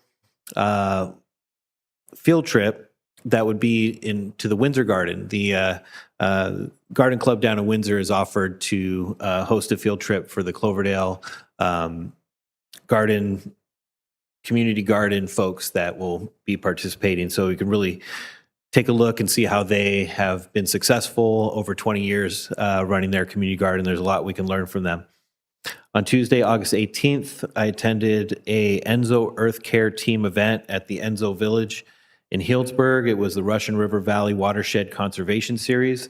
There were speakers from Sonoma Water, Russian River Keeper, City Healdsburg, and Quivara Vineyards. Wednesday, August 19th, I attended the Cloverdale Community Meeting at the Vets Hall. That was an informational, conversational gathering about any effects of the proposed Esmeralda project. Thursday, August 20th, was a Zero Waste Board meeting. There was an introduction to Senate Bill SB 54 on Plastic Pollution Prevention and Packaging Producer Responsibility Act, really kind of trying to reduce the use of plastics by putting the burden on the producers rather than the that would incentivize them to create other packaging than putting something out in our environment that doesn't really get recycled and ends up in all sorts of bad places. Friday, August 21st, I met with Adrian Garialde of the Russian River Property Owners Association.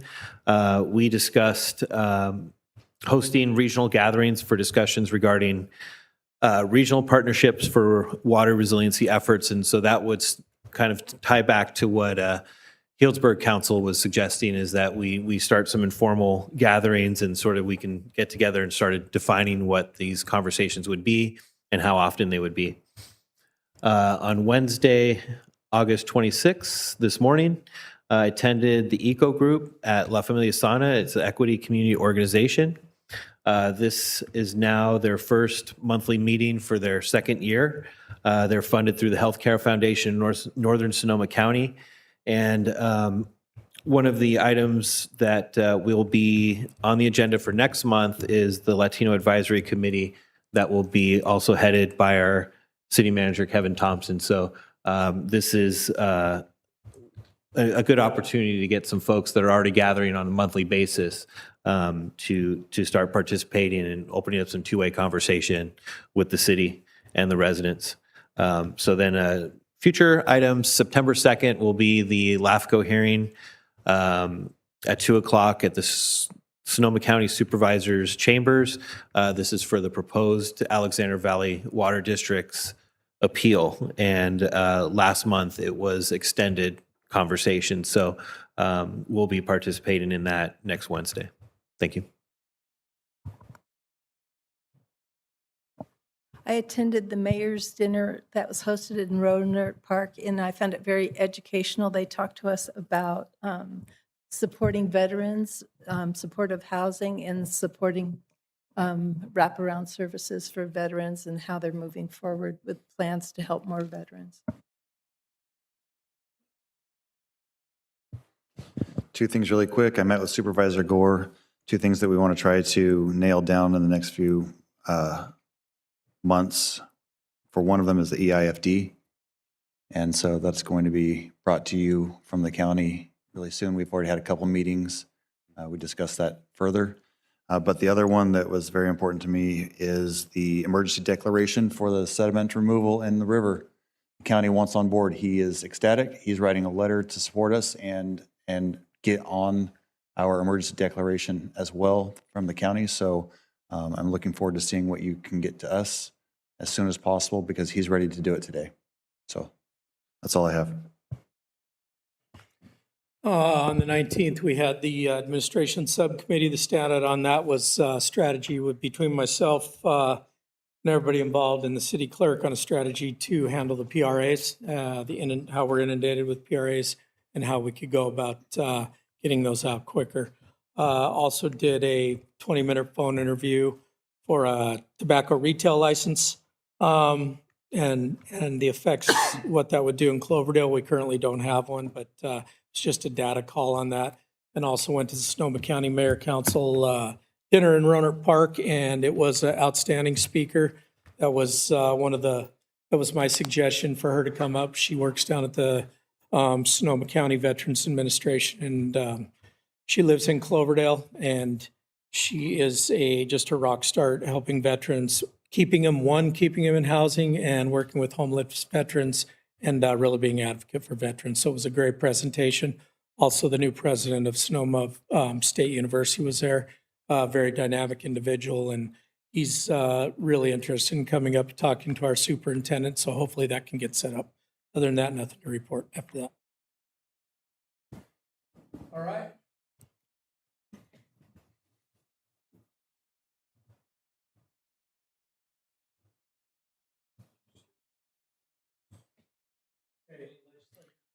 Just real quick, Sarah Sanders from the League of Cities asked us if she could use the city logo to add to a letter opposing Governor Newsom's proposal that would bail out investor-owned electric utilities after fires. There's no legislation being proposed right now. It's just in its infancy. So I spoke to the mayor and he was okay with us allowing Sarah to use that on this letter. There's 130 cities and counties who've already signed on to it.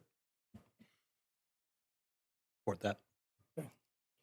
She did send an email if you want to see all the details. Thank you. Do we have any city manager, city attorney reports? No, I'll just say from the direction of our put together that schedule, and we'll put that on the Esmeralda page. Okay. So it's available to the public. Council direction on any future agenda items? Seeing none? Do we need to agendize a discussion or action item for the emergency declaration? So we already have that direction. I think we have been in the process of reaching out to the county because there are some permitting difficulties outside of the county. And so we wanted to get their experience on that. Okay. All righty. Thank you, folks. Let's adjourn the meeting at 9:46 p.m.